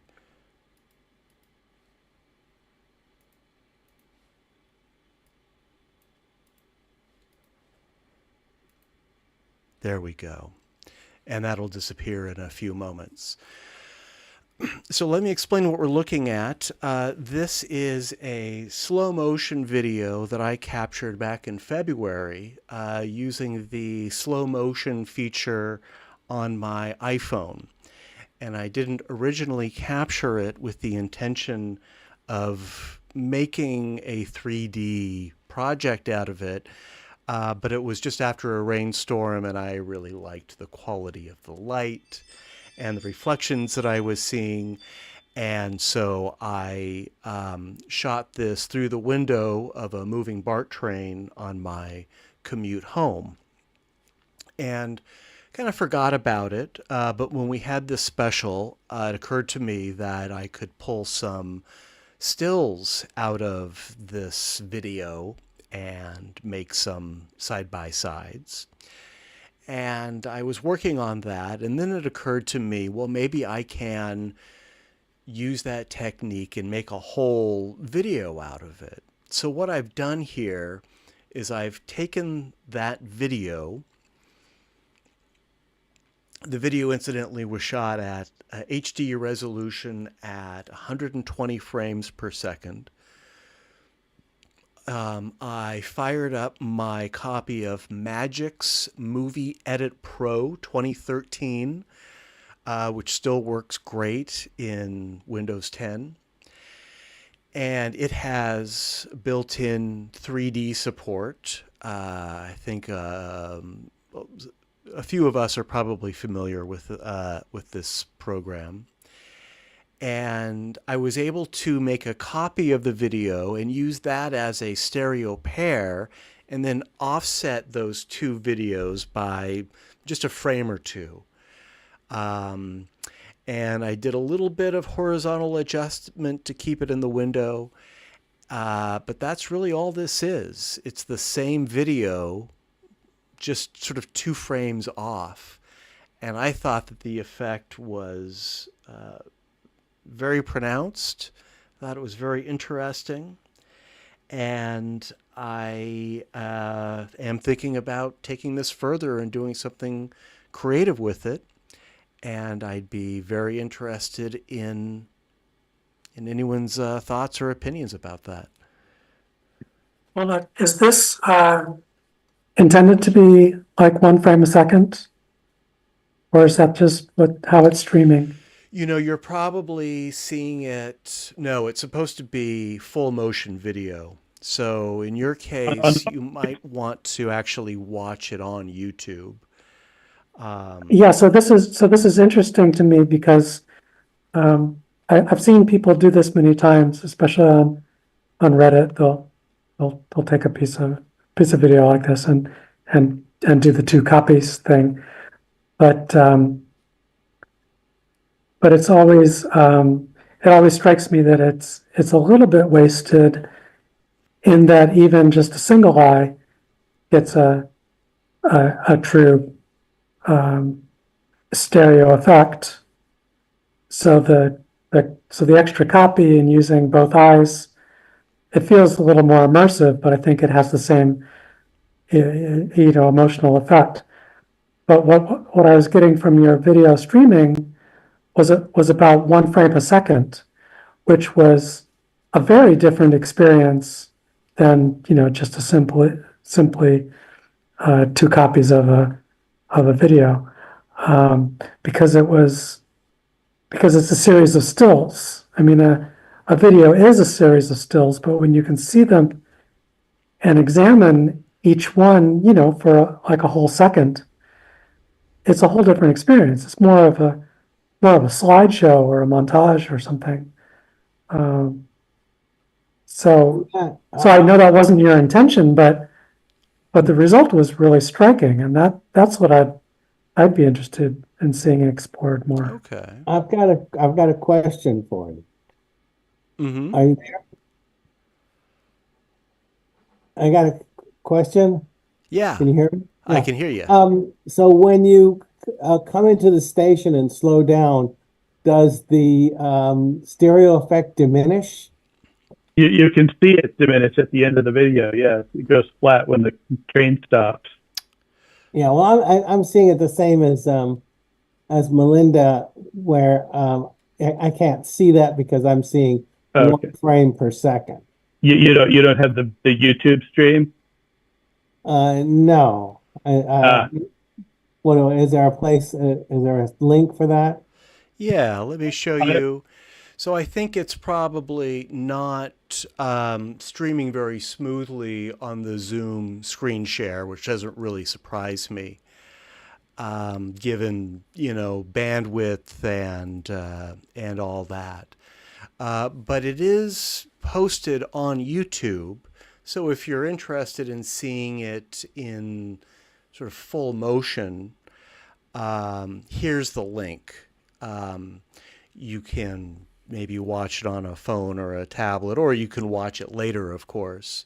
Let me put this link in the chat also. Now, David is noting that the half-width side-by-side stream looks smooth. And I saw the same thing on my Lume Pad, as well as the Anaglyph channel, but I think that the Zoom screen share probably did struggle. I'll also put, if you're really interested, I'll put a download link. It's a pretty big download, about 250 megabytes, but it's an option. and of course, it'll be on the archived version of this meeting when we're done. It will, yes. There's a So where do you find that, the archive? On YouTube. It's the YouTube stream. I've never gone to the YouTube stream. Do you just? Oh, you're missing out. Well, is the YouTube screen Anaglyph? we have two No, YouTube well, there's streams. an Anaglyph and a side-by-side. If you search Golden Gate Stereoscopic Society, you'll see the last couple of videos that have gone up. Oh, okay. Well, I'll go there. Yeah, and I'll put the I'll put those links in the chat too. So Steve, I know that you follow along with the screen share, but we do have two live YouTube streams. One is half-width side-by-side for TVs and tablets and that kind of thing. And then we also have an Anaglyph stream for those who prefer red cyan glasses. But the video that I showed is also posted separately if you want to watch it and you want to watch it in full motion, as I said. However, Melinda, that's a very interesting reaction. I certainly could set this up as a slideshow of stills. And in a way, it's kind of already on that path because there are a lot of edits, a lot of cuts where I had to cut out trees that blocked the view and that were, really in front of the window, just kind of painful to look at. There were some that were pretty close, but it was interesting to see that too. But I want to ask Steve, since you had the same experience I did with like 1 frame a second, what did you think? Yeah, I had almost exactly the same reaction, that I was really enjoying seeing that quick slideshow of individual frames. Each one was pretty interesting looking and had a very effective depth. It almost was good because, seeing it just 1 frame at a time, even if you had a person in there, probably wouldn't be able to tell that it didn't match up. It was because it was just going fairly rapidly. In full motion at 120 frames a second, I didn't notice any real problems with the people moving around. They seemed pretty well right. solid. At that high speed photography, that would correct a lot of errors that you would get. Yeah. It's interesting because just earlier in this meeting, we were talking about how the medium that you experience the art in changes how you experience it. Yeah, very true.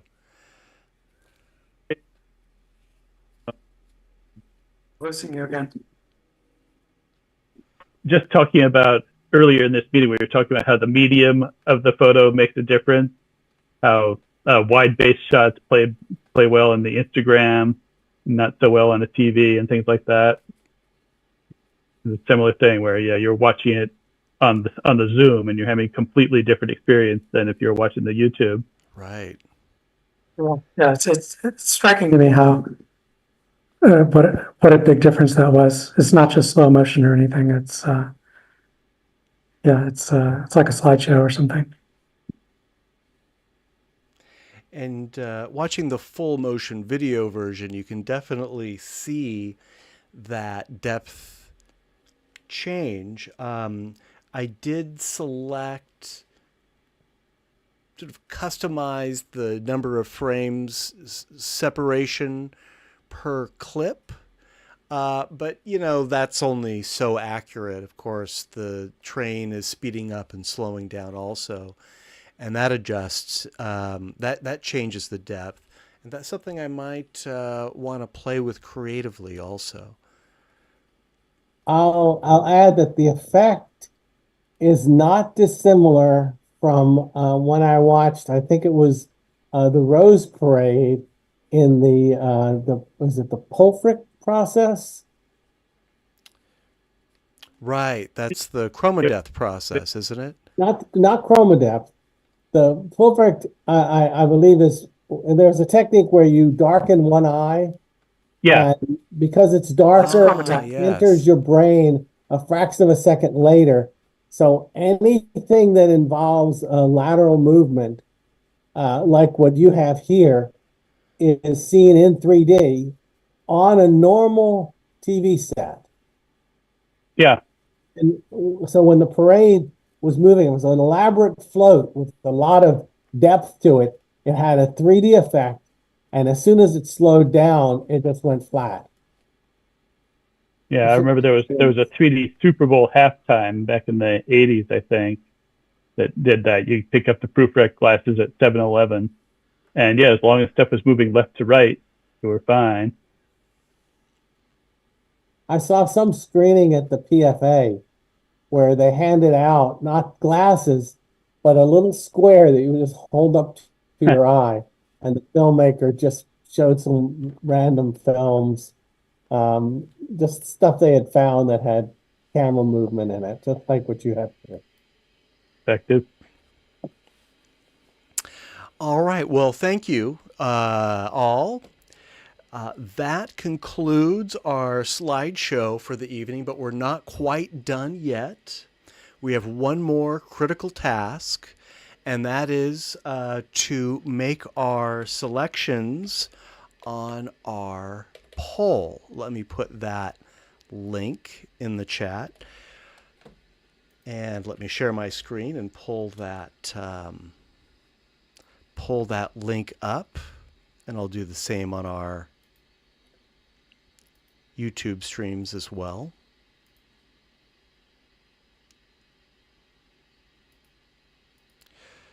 So, as many of us know, we like to vote on our personal favorites. While this is not a competition, everyone wants to know which ones actually were the favorites. So,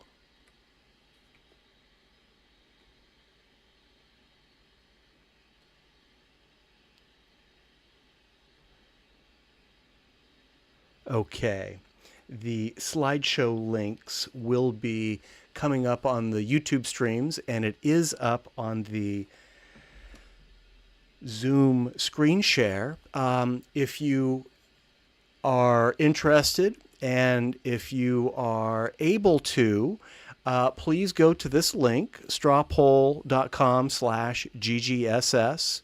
There is a QR code there if you'd like to do this on your smartphone or tablet. I'll run through the slideshow again. I'll just spend 2 or 3 seconds per image. I will read the titles and say the name of the maker as well. And then in the poll, select your top 3 and I'll show the results. Let me give everyone just a minute to get themselves together. I need to grab my phone because I haven't voted yet, and then we'll go through the slideshow. Just give me 10 seconds.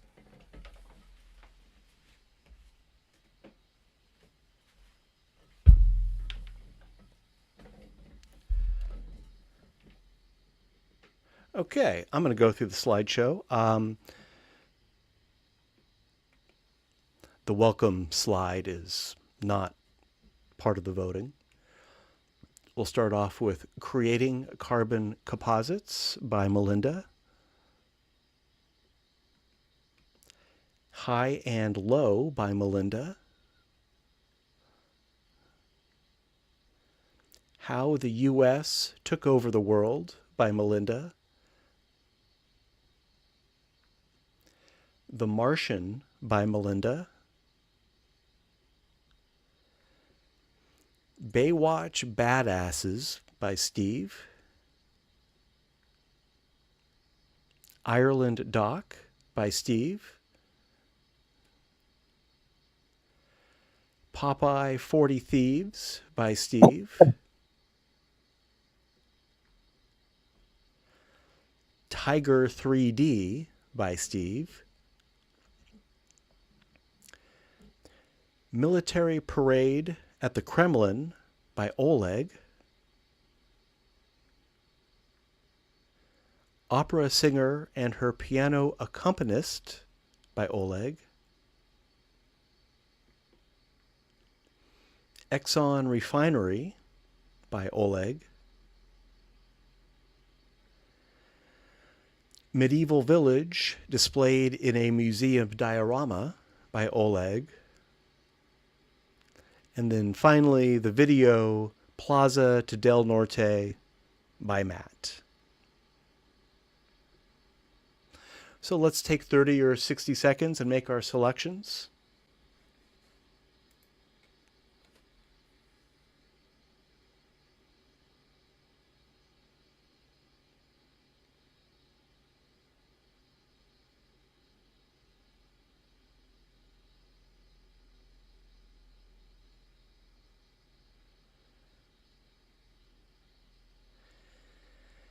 And we'll give it another few moments before I show the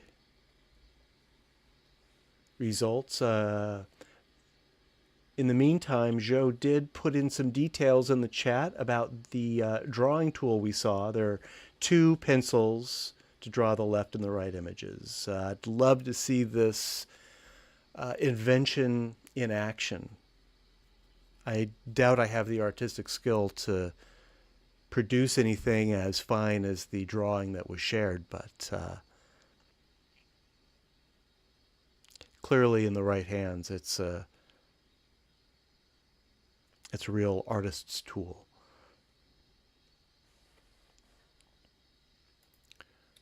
Okay, does anyone need more time?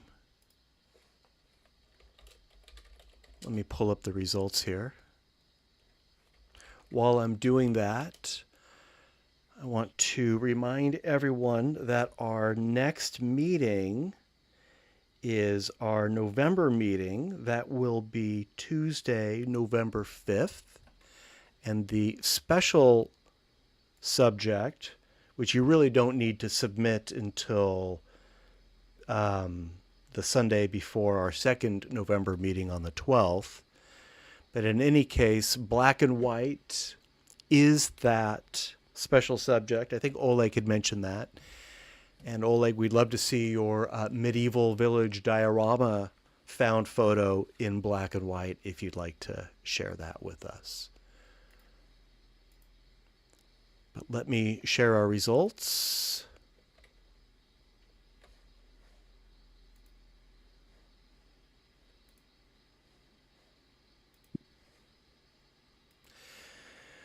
For those on the YouTube stream, you'll just have to take my word for it. Steve's Ireland Doc was tied with Oleg's opera singer and her piano accompanist for first place. We have a tie for second between Melinda's How the U.S. Took Over the World and my Plaza to Del Norte. And we will call third Oleg's Exxon Refinery. So thank you, everyone, for participating. This is always good to know. Before we close, I wanted to give a recap of the movies that we talked about. Starting with the flat ones, we talked about Popeye. These two real color cartoons have... Steve, what is the name of that device, that invention that the Fleischer Studio used, that lazy student? Call it the stereooptical device. The stereooptical device. Process. The Fleischer brothers were sons of an Austrian tailor who took his family to America. It's normally referred to as like a setback or a turntable, but it's his on the movie. It says stereooptical, and I always thought stereo meant two, like for audio and for pictures, and it turns out it just means spatial, solid. Solid. It means solid. Yeah. So it's actually a more accurate description of that process than of binocular photography. Yeah. Let's see. We talked about some Supermans, the Fleischer Supermans. This is not a 3D copy, but that is now available. The Martian, great 3D movie. Inferno, definitely in my top 3. Tor's got his up too, and his Martian. We're gonna battle them out right now. That's right. And let's not forget Hugo, another great suggestion. And it looks like Tor's got a much nicer box set for Hugo. This is the Arrow Blu-ray 4K. It's very nice, and it includes the 3D version. Oh, beautiful, beautiful. Before we wrap it up tonight, does anyone have anything they would like to announce or share?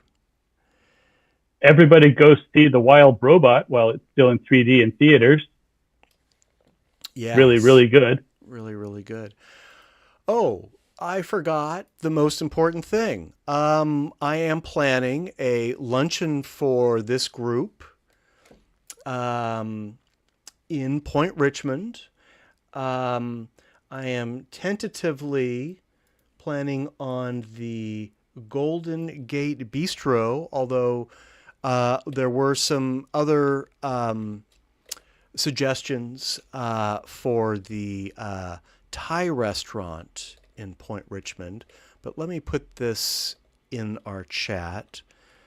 This is the Golden Gate Bistro. The Golden Gate Bistro isn't in downtown Point Richmond, but it's very close. If you would like to come and maybe spend the morning or the afternoon photographing Point Richmond, there's one option. And I think that the day that most people were available is Saturday, October 19th. For those who are in this meeting right now and who can make it to Point Richmond, would Saturday the 19th work? Does anyone have any... What time? Well, we can discuss that. It would probably be a little bit before noon. I'm thinking maybe 11:30 or so. I have a thing that morning on the 19th. How about the 26th? Or how about later in the day on the 19th? Probably later we find. I'll be in San Francisco from 10 to 12 on the 19th. I just happen to know that. Okay. What if we did it toward the end of the day with the golden hour option? On the 26th, Pete Docter is going to be at the Disney. Actually, he's going to be at ILM, talking about his new book, directing at Disney. So I'm definitely going to be there. So it sounds like later in the afternoon on the 19th might be the date that works for the most people. Okay, I'm not hearing any objections. So let's plan on that. I'll be sending out an invitation to that probably tomorrow. And it's just been so long since we've met in person, since we've seen each other in the flesh. This won't be a Golden Gate Stereoscopic Society meeting because I don't think I'll be able to bring the TV and set it up and all that. I've already griped to everyone here about how much harder that is now, although I am working on a solution. Let's get together and get some lunch and maybe take some pictures together. And it would just be great to see everyone and talk shop. So I'll be sending out an invitation. All are welcome, of course. And we'll see everyone on the afternoon. Let me make a note here. Afternoon of the 19th. Maybe around 2, 3 o'clock, something like that.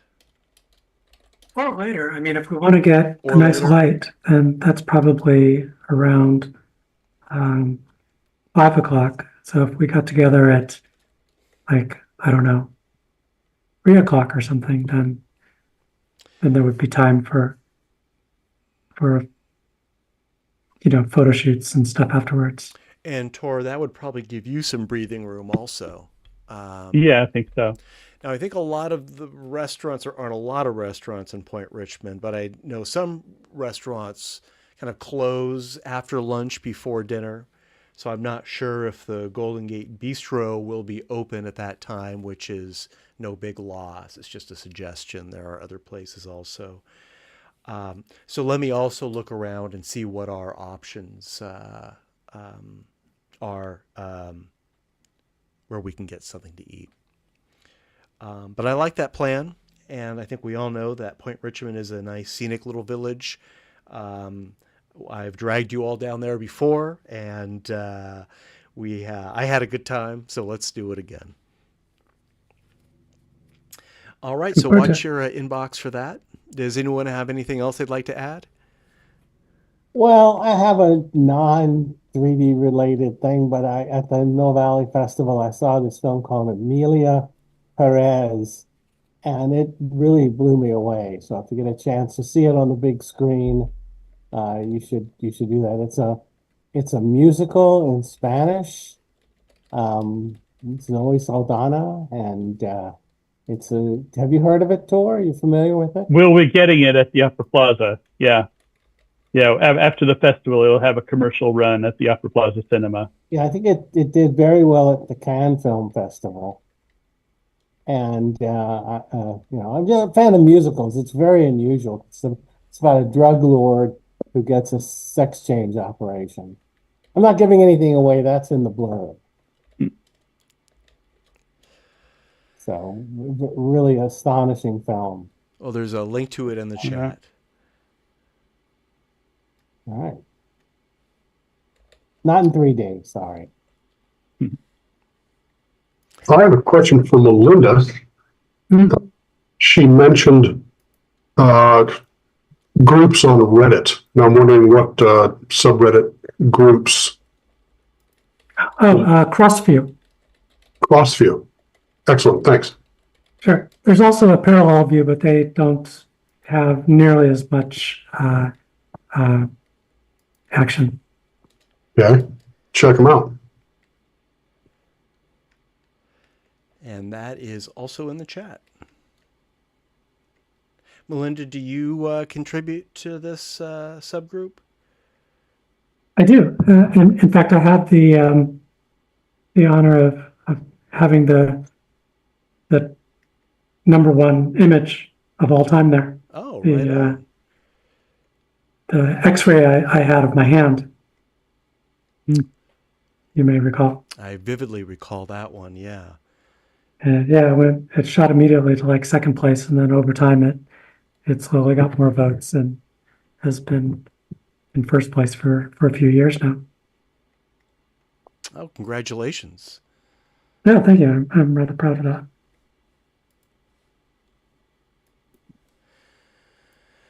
Yeah, I'm posting on Instagram now, but so far the feedback has been pretty underwhelming. Yeah, different audiences, different cultures. Yeah. All right. Well, with that, I'm going to call it a night. Thank you, everyone, for staying a little Okay. late. Appreciate All it. right. Especially for checking in from China. Yes. Good to see you here. Hope to see you again. We'll, Yeah, I guys want to hear from you. Yeah. yeah, sorry Maybe about we'll work the out the technical sound glitch. issues next time. We really appreciate you sharing. Really appreciate you being here. And we will see you next month. All right, everyone. Have a great evening. I'll be sending out some more information in the coming days. But thank you, everyone. Had a fantastic slideshow tonight. I had a blast. We'll see you next month. Good night, everyone. All right. Good night.